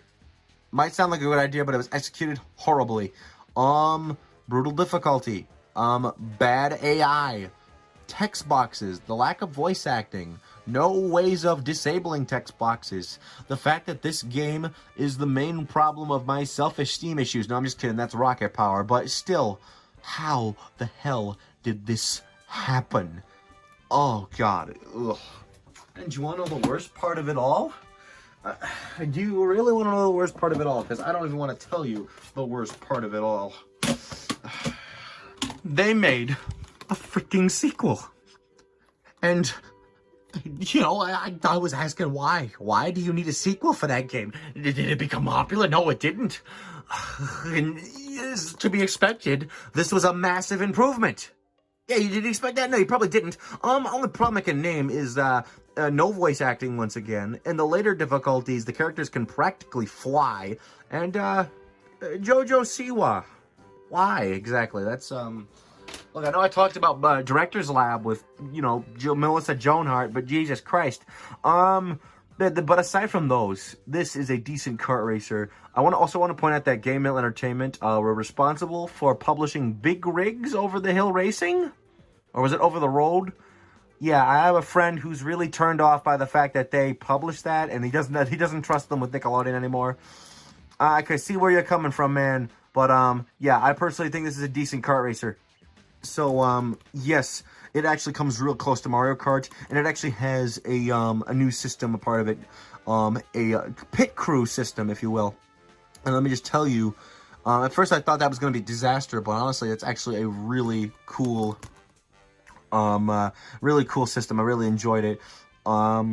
Yes, so this is actually a really good kart racer, if you ask me. Actually, if we turn the case over, you can see in the back, you got Gurr. Gurr is playable in this game. That's some high quality stuff right there. If you got Gurr, he has to be unlocked, sadly, through a mission mode. Yes, this game has a mission mode. Take notes, Nintendo. Take notes. Bring that back. But yes, this is easily a solid kart racer, and this is basically the turning point for Game Mill Entertainment. I think it was because of Rehydrated. I think they saw how that game was being received when, like, you know, before it was released, and they were like, hey, if we didn't make the game suck, then maybe we'd get money. And I guess they took notes from that. In fact, they definitely took notes from the next game they have here, the most recent Nickelodeon game to be released on console, Nickelodeon All-Star Brawl. Oh yes, now this one Oh, this is, oh boy, now this is a real humdinger here. Look at characters, this roster. It may seem dumb at first, but trust me, they're actually adding more. This is the first Nickelodeon game to get legitimate DLC, by the way. So that's cool. So far we've gotten 2 DLC characters, one of which being freaking Garfield. Yes. And Garfield hasn't even, unlike the Ninja Turtles where they had to wait until, like, you know, they started doing their TV show, or TV series. The TV show was right, what am I doing? They actually put they were able to put Garfield in a game before Nickelodeon made their series for Garfield. So that's cool. They're using the 87 designs for the Turtles. Nickelodeon doesn't actually, I don't think Nickelodeon actually owns the 87 show, but they own the likenesses of those characters, of those Turtles, so, like, you know, they're able to use them. I think recently they're making, like, figures based on the live-action Turtles, but Nickelodeon doesn't actually own those movies. But I guess they can reference it. Maybe the same thing goes for the Garfield movies that are owned by Fox, which are now owned by Disney. So, yeah. But yes, this game, I personally think it's a good Smash clone. Difficulty is a little bit salty, honestly. That seems to be a theme with Game Mail Entertainment. But yes, once again, no voice acting. Although the developers have hinted at the fact that they might be adding voice acting. Although people have taken it as if it's confirmed because a fan said it's happening. Yeah, please, fellas, I recommend taking that with a grain of salt. I really hope it's true, but you know, we can't really say for sure. But yeah, we got Garfield in this game. That's big. They put some weird choices. They got freaking Powdered Toast Man in the game. They got Oblina from All Real Monsters. They got mother freaking Nigel Thornberry in the game. You see that? Do you see that? Yes. You got goddamn Nigel Thornberry in this game. And it is unbelievable. They got freaking Nigel Thornberry. So yes. And the fact that there's actually more DLC coming out. The second character, by the way, was Shredder. Yes, they have more DLC coming out. There's hints in the game files that Rocco and Jimmy Neutron were considered. It's no doubt in my mind that Rocco will make it, because I'm surprised he wasn't in the base game, and he was also in Kart Racers 2, as you see there. So I'm kind of surprised that, you know, he wasn't in the base game. So he's definitely going to come into my knowledge. But Jimmy, oh god, Nickelodeon has been denying poor Jimmy Neutron. Even on their Nick Rewind Twitter page, they rarely mention him over there. They mention Rocket Power more, which is just not alright. So Nickelodeon, mention more of our Jimmy boy and put him in this game. People are also asking for Timmy, but again, Nelvana is the problem. And also Jenny is another one that people are asking for. And I feel like we're probably going to get characters from the shows that are already here. So give us Squidward if we must. We need Squidward. After all, we did get Squidward in this game. So please give us Squidward here. So, yeah, but with that said, this is the last stop of our journey. So let's take a look at the full collection, excluding Hey Arnold, because the video you're about to see was taken sometime before. And with that is my Nickelodeon video game collection. This is all of them out and about. Yeah, this is, I kid you not, in order to do like a wide photo shot of this, I had to get up on a step stool. It was absolutely a mess. But yeah, this is all of them. There's about a grand total of, I think I actually counted it. The grand total here is 129 games, including the obscure stuff and the plug-and-plays and all of the ports and the duplicates, like the, you know, the big box of Operation Krabby Patty and the small box re-release. If we're counting digital games, then I technically have 132, but this is just physical. So, yeah, some of the digital games I have are rehydrated both on Switch and Steam. I have Nickelodeon Kart Racers 2 on Steam, and then I have SpongeBob Underpants Slam on Xbox 360, which was made recently available on, backwards compatible, I should say, on Xbox One and Series X, so that's good. But yes, what did you think of my collection? Let me know some of your favorite Nickelodeon games. Do you have any of these games in your collection? And, yeah, I'll probably never do another one of these. We'll be seeing you.